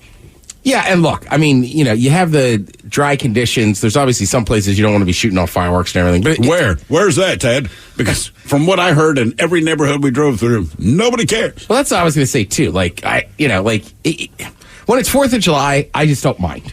Right? If it's the night before, even if it's tonight and you're still popping off fireworks, like, all right, come on, dude. Really? To me, I'm like July 1st to about the 7th. All right. You don't love it, but I understand that if you got crap left over, you're going to blow it up. People kind of get warmed up on the 3rd. That is for sure. For sure. But it seems like they start about 11:45 because they went technically at midnight is July 4th. And it seems like they wanted to bring it in. And I go, all I respect that. I might be wrong. That's how I painted it in my head. July 4th, it is what it is. But last night, it was 3:30 a.m. when I heard the last one. And I know I will hear more tonight. I know it. It's fine. Yeah, it wasn't too bad. By the time I got home, let's just say after I showered, I was really tired. I went to sleep. But yeah, when I used to live in Capitol Hill, it was a nightmare. It was all the time. All right, we knew, we talked about last week that there's going to be a new host, Ryan Seacrest for Wheel of Fortune. So basically, I mean, it's nothing against him. I don't mind him, but it's like, bro, you can't be everywhere. If I go open my dishwasher, it's like, hey, babe, Ryan Seacrest is in the dishwasher. Hey. That'd be weird. It would be weird. Yeah. Imagine if you came home and he's just sitting on your couch. I've been waiting for you. You have? Yeah, I'm hosting a new show and you're the star. What? There's been cameras in here for 3 months. You didn't know? What? In here? Oh, man. He's been angling for that for years. What do you think? These discussions have been going on for 5 years. Like, dude, if you ever leave that job, I want it. I'm sure. He's just not the Seacrest guy I would hire. That's his thing, too. Right? Because he took over Dick Clark stuff. Correct. Right? So, and I think he already owns like part of the company that does this. So, Miles, he probably goes out and gets, I don't know, martinis with Pat Sajak. There's a reason he didn't put his hat into the ring for Jeopardy. That's not his thing. No, I can't pronounce the words. Look, I have nothing against Ryan Seacrest. Jeopardy also, you got to keep in mind that that's a totally different schedule. Is it? Yeah. How do they work theirs? I don't know. I just know it's 5 and 5. Is it 5 and 5? 5 and 5, okay. Yeah, and you have the champ returning. Whereas Wheel of Fortune, correct. You could tape all those shows you want back to back on a Saturday because the champ doesn't return. They just get their prize. They win and they get out. That's why Sajak, get the F out of here. You had your time. That's exactly how Sajak talks. That is exactly what when he the does. cameras are off. Yeah, see? You got your 25 G's. I get the F out of my studio. I'm going to light my cigar with your hair. Right? I make you bankrupt. Leave your wife. Jesus. He would You're getting Sajak tonight. You thought that hotel was free. I'm going to break your knees. Loser turn. Well, anyhow, I don't know if Vanna's coming back. We talked about it. She doesn't make even half of what Pat was making. Supposedly, Sajak was making $15 million a year. She's just like, hey, I want half. So I don't know. Are they going to bring her back or are they not? The good news for Vanna White, though, is there is something else, like their games and everything else. I know they both get equal money from that. So it's not like Vanna White's hurting for money. No. She's going to show up somewhere like Good Morning America, one of those things. That's what, if she chooses to keep working and not retire, that's the thought I have. One of those morning, quote unquote, news shows they have on the networks. Yeah. Also, although it was Merv Griffin Productions. Correct. It was a Pat Sajak project idea, the whole idea behind Wheel of Fortune. He was just not hired as the host. Correct. This was his baby. Like, he came up with this game. This was his thing, so he was like, all right. Not saying he deserved $15 million a year. He did not deserve it. People keep watching it. But it's his thing. Yeah, mostly through just syndication and those deals that they get. But that and Jeopardy are the two biggest syndicated shows. Not even just game shows. They're the two biggest syndicated shows. And maybe The Price is Right? Probably. There's those three. Like, you'd be surprised. Like the Judge shows. Judge Judy makes those sense. guys. But like when I was a kid, like I felt like there was more game shows on TV. Absolutely. Remember, Wheel of Fortune was on twice. Mm-hmm. They had like a midday version, and then there was an evening version that were totally different contestants. Correct. And like I don't know, we used to watch them all the time. But the three game shows to me that they've just been on TV as long as I've been in live. Price is Right. Yep. Jeopardy. And Wheel. And The Wheel. No doubt. No doubt about it, man. You know what? Maybe tonight, watch some of Wheel of Fortune. Okay. Have yourself some fun. Thank you, Tim. We appreciate it. You're listening to The Men's Room. Hi, this is Tom Borthwick, the Diamond King. We have a huge selection in store, 10 times most places in Whatcom County. We have over 100 certified large diamonds in stock. We have trained staff that went to jewelry school. We offer huge discounts all the time, every day. We have 3 jewelers in our store. We want you to save time. We gift wrap everything and treat you kindly with knowledge. Thank you for shopping a family-owned small business that supports 9 families. We donate to over 50 charities per year. Thank you for being our customer, Borthwick Jewelry. Men's Room returns with Miles and Thrill. Now, let's see what's happening in the real world. All right, here we go. Only in Canada. Can you get charged being drunk while paddling a canoe? Meanwhile, a roller coaster leaves riders upside down for 3 hours, but they had quite the view. Woman has job interview at Sheriff's Department, and she shows up drunk.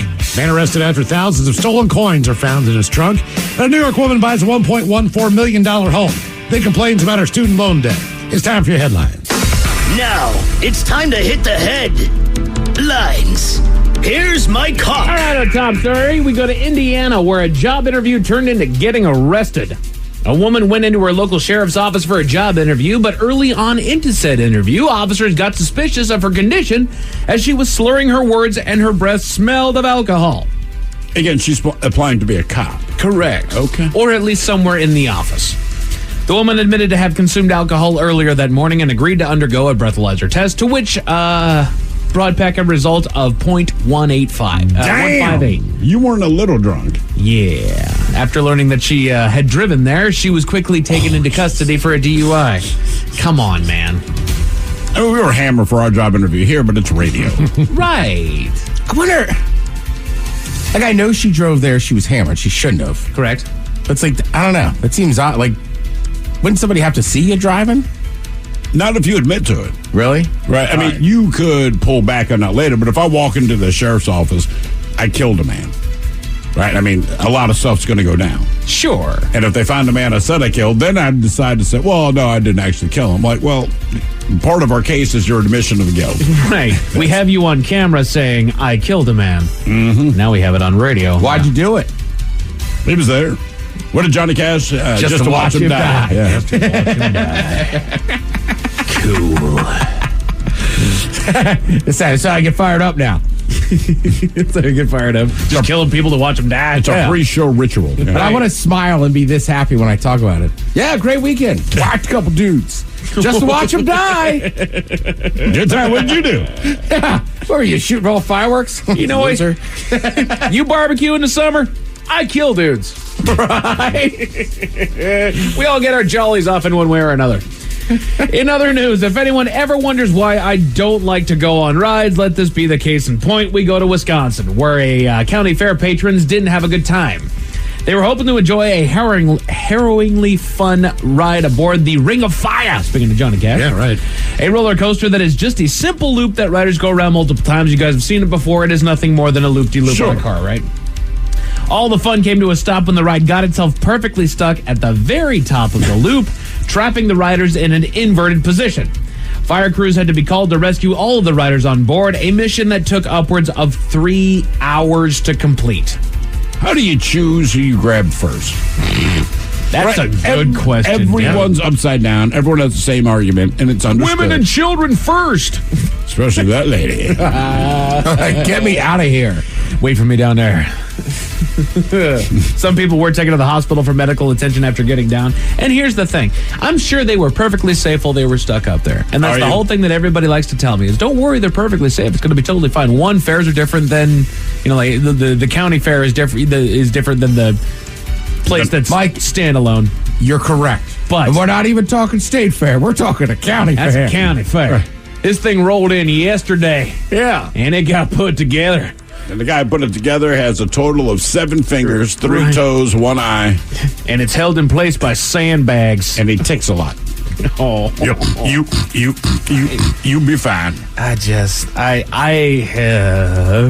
don't like, man. That's what makes it exciting. The fact, not the ride itself, but you don't trust how it was put together. I don't even trust the one that stands down there and doggone pew off, the one where they slingshot you into the air. I know that one does not move. I don't trust it not one iota. Because at some point, something's going to go wrong. I know. Inevitably, something will. You just have to hedge your bets whether or not you are the person. Right. I told you, man, it's the, was it Monroe? Oh, whatever. Yeah. So, Evergreen. Thank you. My kids love that one. I like it because it's smaller. It's a great one, yeah. So every summer we'll make it a point to go, but there's one ride I don't get on. Aside from the fact that, I can't remember what it's called, aside from the fact that it's just terrifying to me. Sure. And the older you get, the more you're like, my insurance won't cover this. But I start looking down at the dudes that you can tell assembled it, and I'm like, I would not trust them to put together IKEA furniture. Which one is it? I can't remember what it's called, but basically, you get on the thing, your legs hang free, right? So you have the shoulder harness. All right. It lifts you up in the air, and so it spins you around, but then I want to say your chair itself kind of spins around. Oh, no. Lifts you up in the air, and it kind of swings back and forth like a swing, but then it does a complete 360. Long story short, my daughter loves it. Oh, good. I did it once. It was the first ride we got on. We did it once. And she's screaming, yeehaw, and all the Dukes of Hazzard crap. And I told her, I said, I'm not getting on it again. So the first time we went, I told my wife, I said, look, she really wants to get on it. You get on it. No. She did. My wife, neither of us get on it now. That is it for your headlines with that. Mike Hawkins on. We'll see you next time for Big Dummy. The head chef's back with Ted's Meat and Potatoes. The lovely Taryn Daly's up next. Yes, indeed. It's all true. But in the meantime, well, we be all about this bitch for 180 seconds or so. So until then, please do what you do best. And for Aletha's sake, stay beautiful. The Men's Room has been taped before a live studio audience. Wardrobe and makeup provided by Mantastic Limited. This has been a presentation of the Men's Room Radio Network. Oh, man! A Double Flush production. Julian Greening here from Bellingham Ford Lincoln with some exciting news. The order banks have opened for the 2023 models and we have great deals for you.